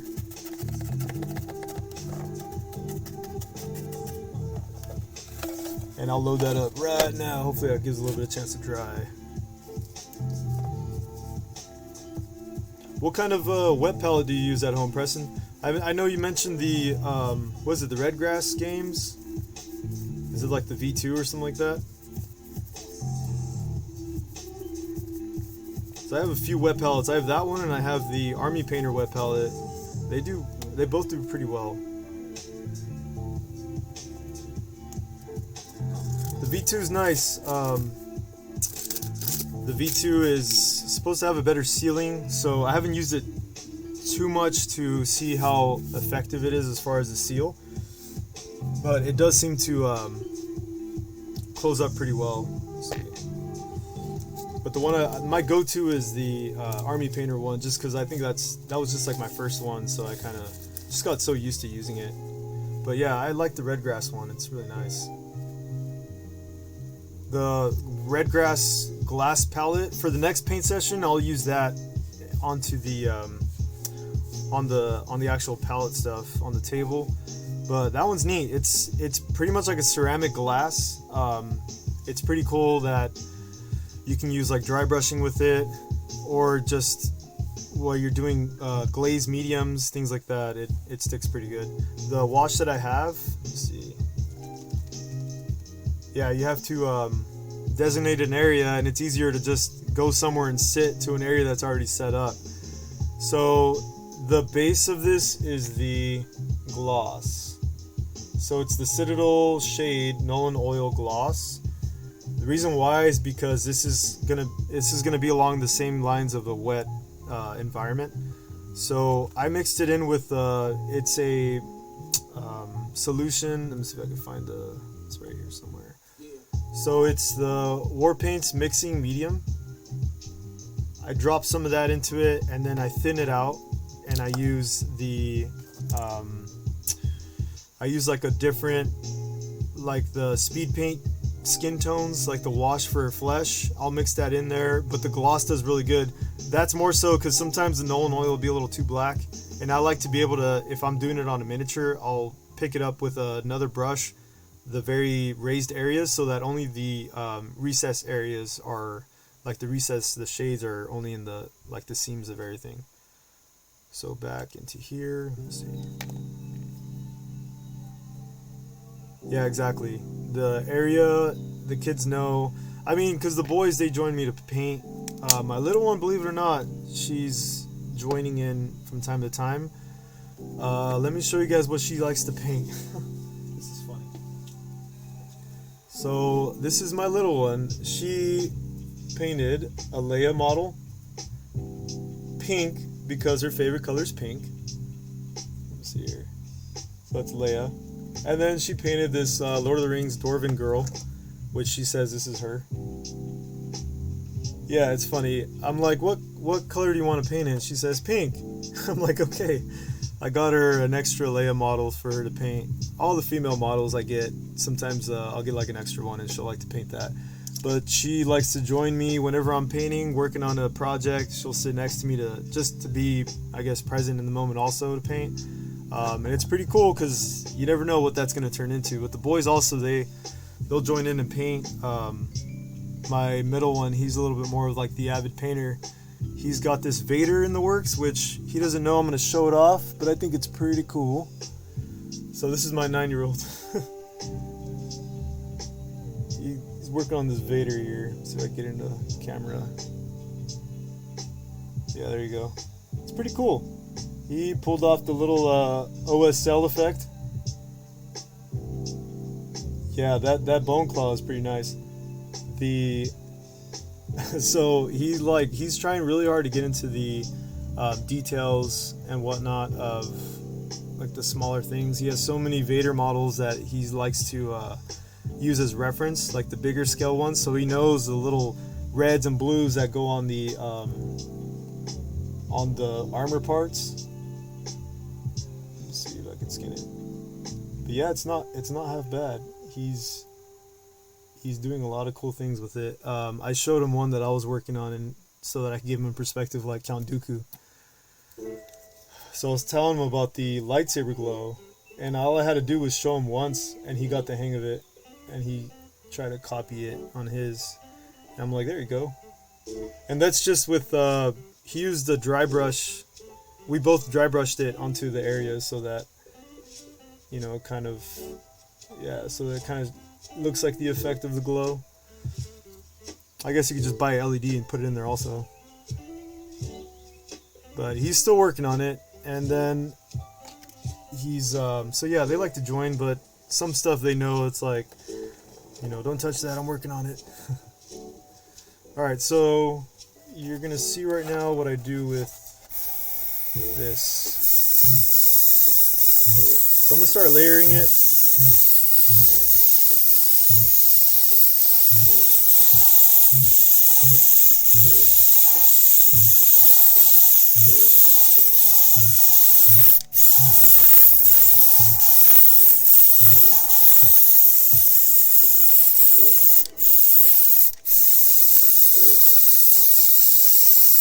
You see how it just darkened that color down?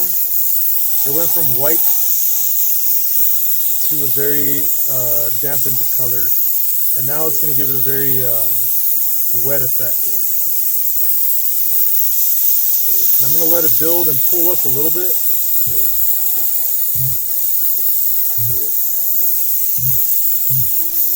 I did this with a lot of the bigger tanks and things like that. This is like my go-to. So this is that wash, and that wash does crazy amount of that gloss effect, and especially on the the panels of the X-Wing, it'll highlight some panels that I needed to, but it just, look at the difference how it just like dulled it down in a good way. Like, this is a weathering that you want. So you see, that's why I left areas in white, because I was going to go in with the airbrush with that oil solution. The oil seeps into the areas a lot better, and it picks up off of, or pretty much eliminates all the rest of the white areas of surfaces that I didn't paint. So I only wanted to focus on where the seams are for the X-Wing, and then the rest of it. This is like a, I guess this is how I weather a lot of my bigger vehicles. I'll show you guys again on this. Let me see if I can get into canvas. So let's go here, and you can see, let me see here. Look at that blue on the windshield. I'm a big fan of that. That looks pretty cool.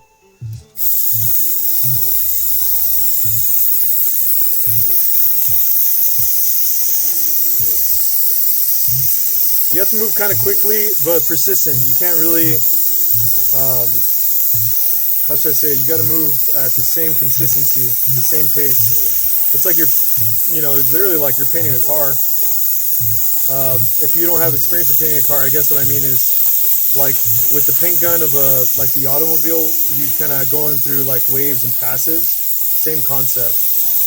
The longer you stay in one area, the more it's going to pool. If you wanted to do that, fine, but if you don't, you have to move around consistently.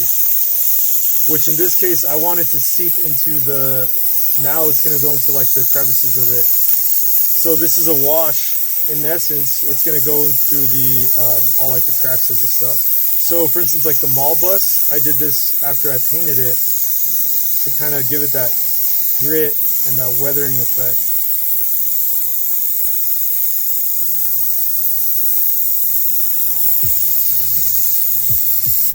I don't want to hit the windshield too much because I like how bright it is already, but you can see how it dulled down the ship. It looks cool because it gives it that like impact weather, more realistic.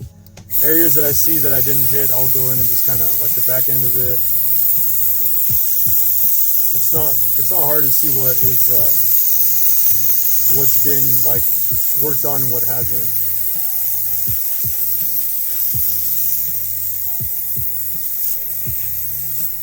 So since it is an oil and it's very diluted, it does run through your pot faster. So sometimes, like right now, I just ran out and I filled it up pretty high.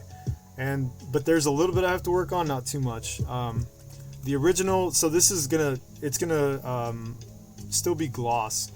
When I'm done, I'm gonna varnish the vehicle itself with a matte varnish. So it'll make it not as shiny, but the ground, I'm gonna still keep it with that wet effect. So I'm not going to hit the ground too much, and then I'll show you right now real quick once I finish this guy. Let me put that AK Interactive water puddle real fast so you guys can see this. Let me know if you could see the difference too, like if you see what I mean as far as the trying to stay in frame. It's a big piece, so it's kind of hard to keep it like centered, but let me know if you guys see the difference as far as what it looks like with the weathering.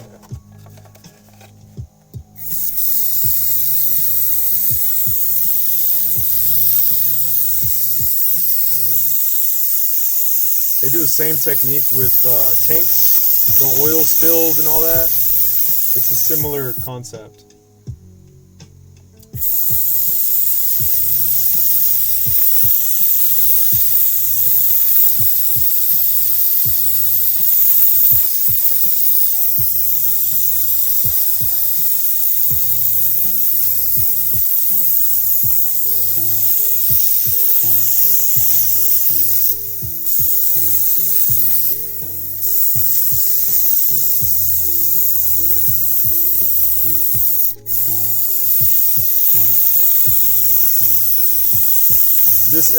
The airbrush I'm using is a dual action, so it's got a actual, like, you got to press down to engage it with the air. When I run it with a compressor, it does such a big difference. This is kind of like perfect for this because I'm not doing too much precision. It's kind of going all over the place because I wanted to, but now you can imagine trying to do that with the miniature. It's gonna be so hard to pinpoint where you're trying to keep the nozzle of the airbrush.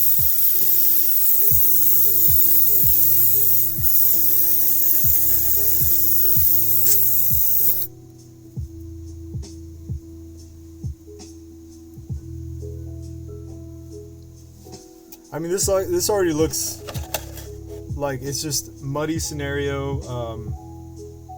It has that glistening effect. Now, when you add this is the still water AK Interactive. This is like it hardens up almost like kind of like a resin. It's like the liquid clear pour. You can use this, like, for instance, if you're trying to make like a lake or a pond, you can put it into the like cups at the bottom of it, and it'll make it almost like as a hard gel. This is all you need, just little droplets. That'll harden up, and it's gonna look like a wet puddle. So I want to do it in a few places so it'll look clear when it dries, and it's gonna look insane. It's gonna be like realistic, that gloss effect. Just in a few areas. This X-Wing setup has a pretty cool, a lot of different details of like the divots, so you can maybe like follow it. Yeah, so when it dries clear. It dries, I mean, it takes a while to cure. That's why I kind of wanted to save this to the end. And again, like, it pours really easy, so you just have to like lightly squeeze it. And it's still water. If you guys find it, this stuff is amazing. I could send you the way it looks like when it heals, but you can already see some of the glistening areas. Where it's like puddled, and it'll just stay there. It doesn't, like when you apply glue and it starts to spread, this one stays in one area. It becomes like a goblet, and it just dries that way. It looks clear, and then it just stays that way, and it hardens up, so it doesn't break. It almost, I wouldn't say like glass. It's the closest thing as to a resin pour that's, they kind of give you an example as a resin pour as possible, but they give you an example of what it looks like on a small diorama area. So they do this effect for like lakes. I'm doing it now because this is like let's have fun with different kind of products to use for dioramas and terrain.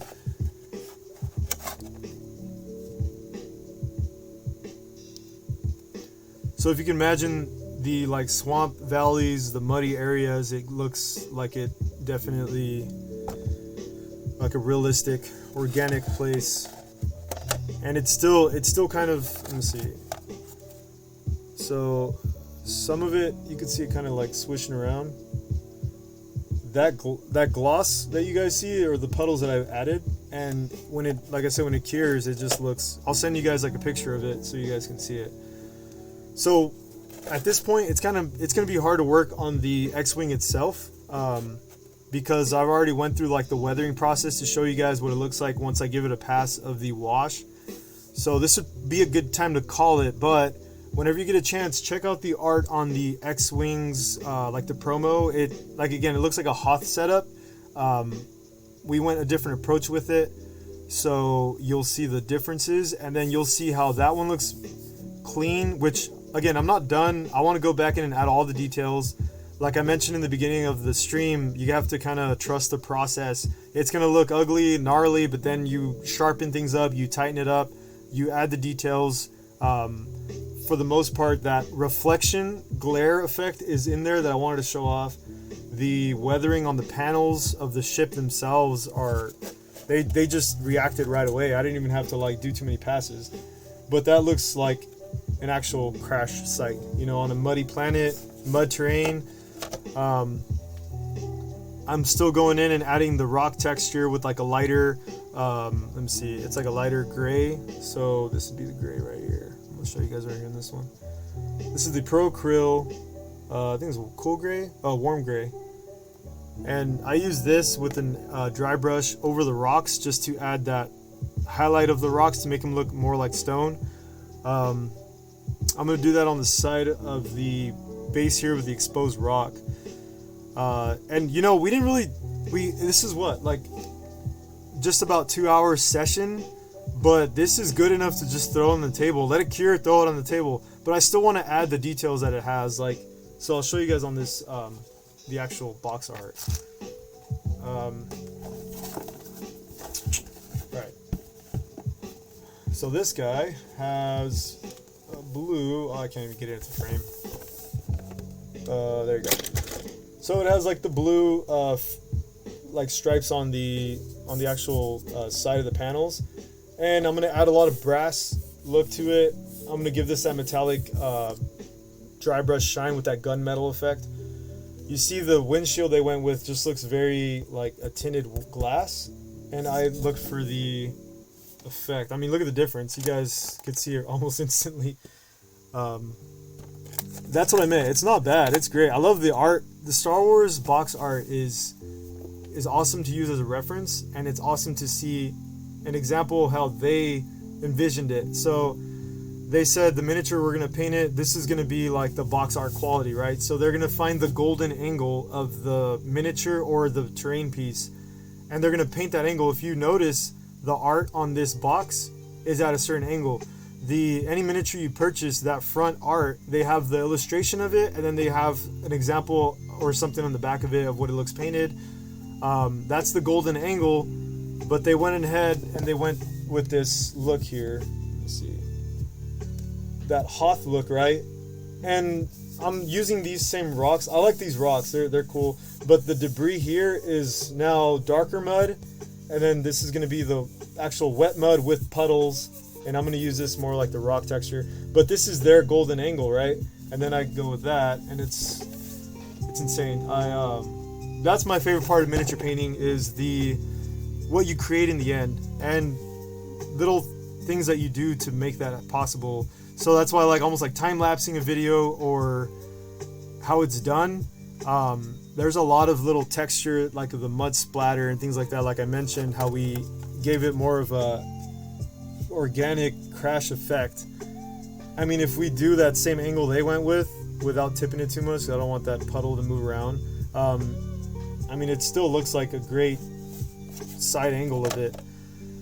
The cool thing about this still water that I'm using, for instance, if you care to use it for, if you want to do it in a terrain piece or like for a diorama, or you can use it as your base for like a token or something. It's not necessarily a, how should I say, like an acrylic dry finish.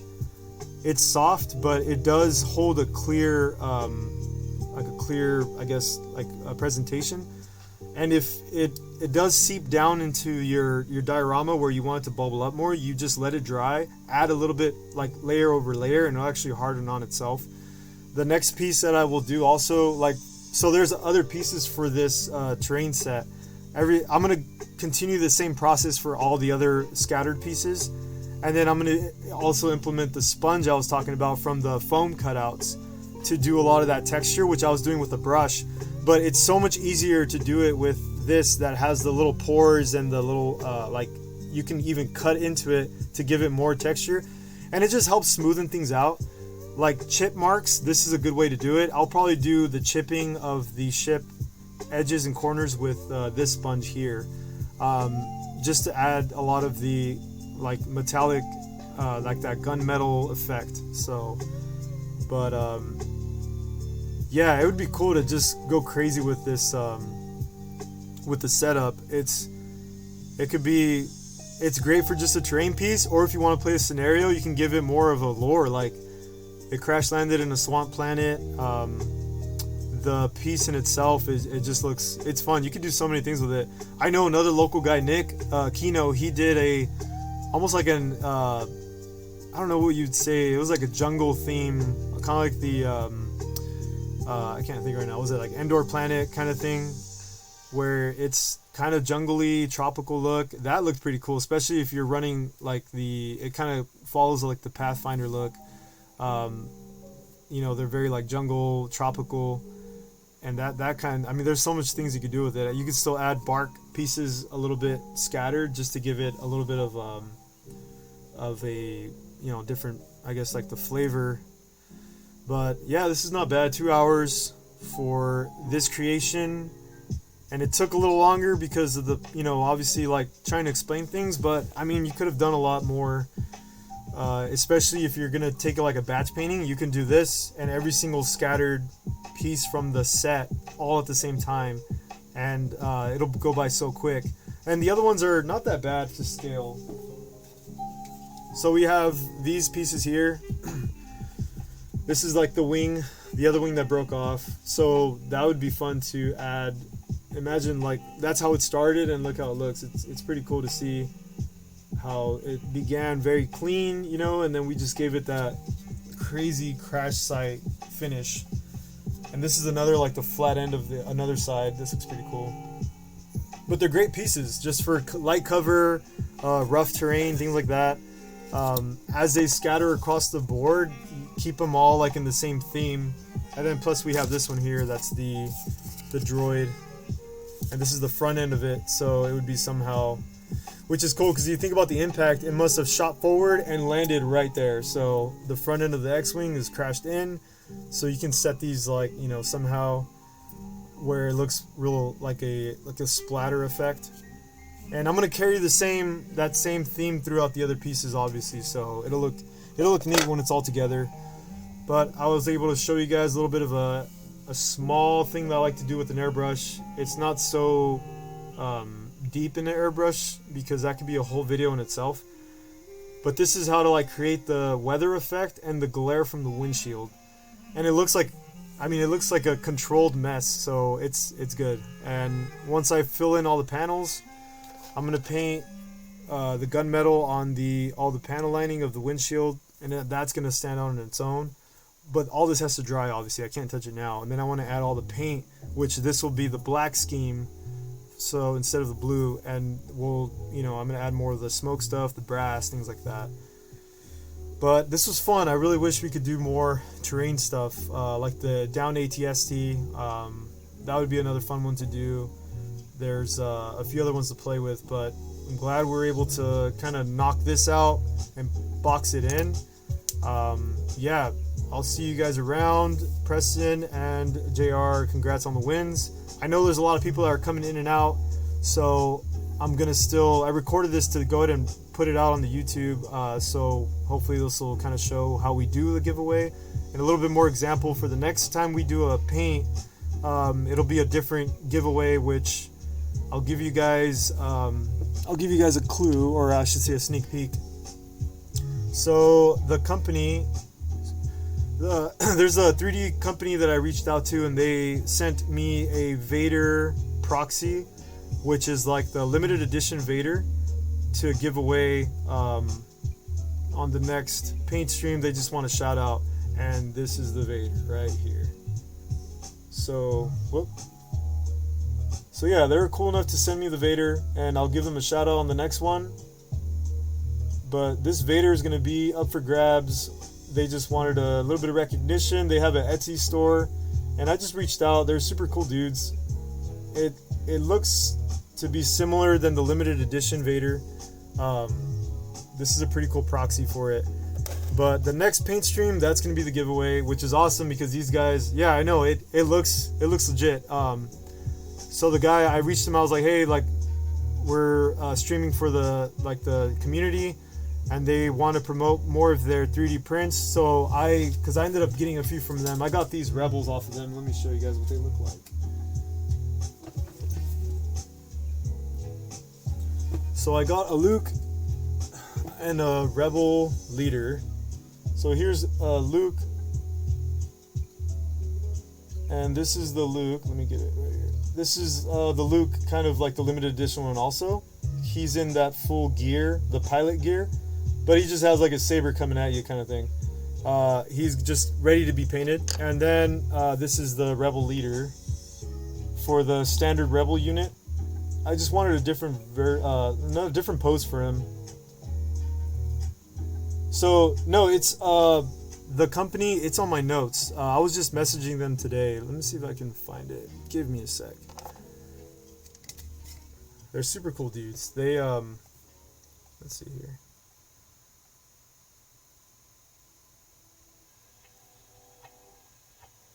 All right. They just messaged. They were on board. That's what I thought was awesome. It's Gucci Gaming. They were like, hey, just shoot us a tag. We'll send you this Vader proxy if you want to raffle it out on one of your guys' streams. So this time, since the topic was terrain, I wanted to go ahead and give terrain scenery stuff away, like the stuff for you guys to help to like start getting into like the terrain building and painting.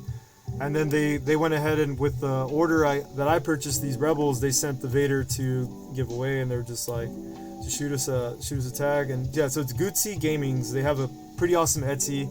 You guys might have seen their Etsy on just like searching up proxies, or different sculpts. But they have a pretty cool store, and they're a growing company. So I think they're from Pennsylvania. So I think that's pretty awesome. And yeah, it's all about connections, because we can go out there, game at their tables. They could come out here, see everybody at LVO, things like that. I mean, that's what it's all about. And for them to support a channel, I mean, we all want to grow. We all want to cover highlights, cover gaming and painting. This is all, everything that revolves the hobby. It's just like one big collection of hobby stuff. So yeah, the next one I'll make an announcement. You guys get the sneak peek. This Vader is going to be up for the raffle or the giveaway, and we'll do the same thing. You got to just hang around, and that'll be the next live paint stream. Hang around and just give it like an hour and something, and we'll kind of raffle it out. So I'll see you guys around. Thanks for hanging out. It's been awesome. Keep paint on the brush, and make sure to find that time to hobby. Unless your name is JR, you don't have to hobby right now, bro. I get it. No, but thanks guys for hanging out, and we'll see you guys around. Have a good one.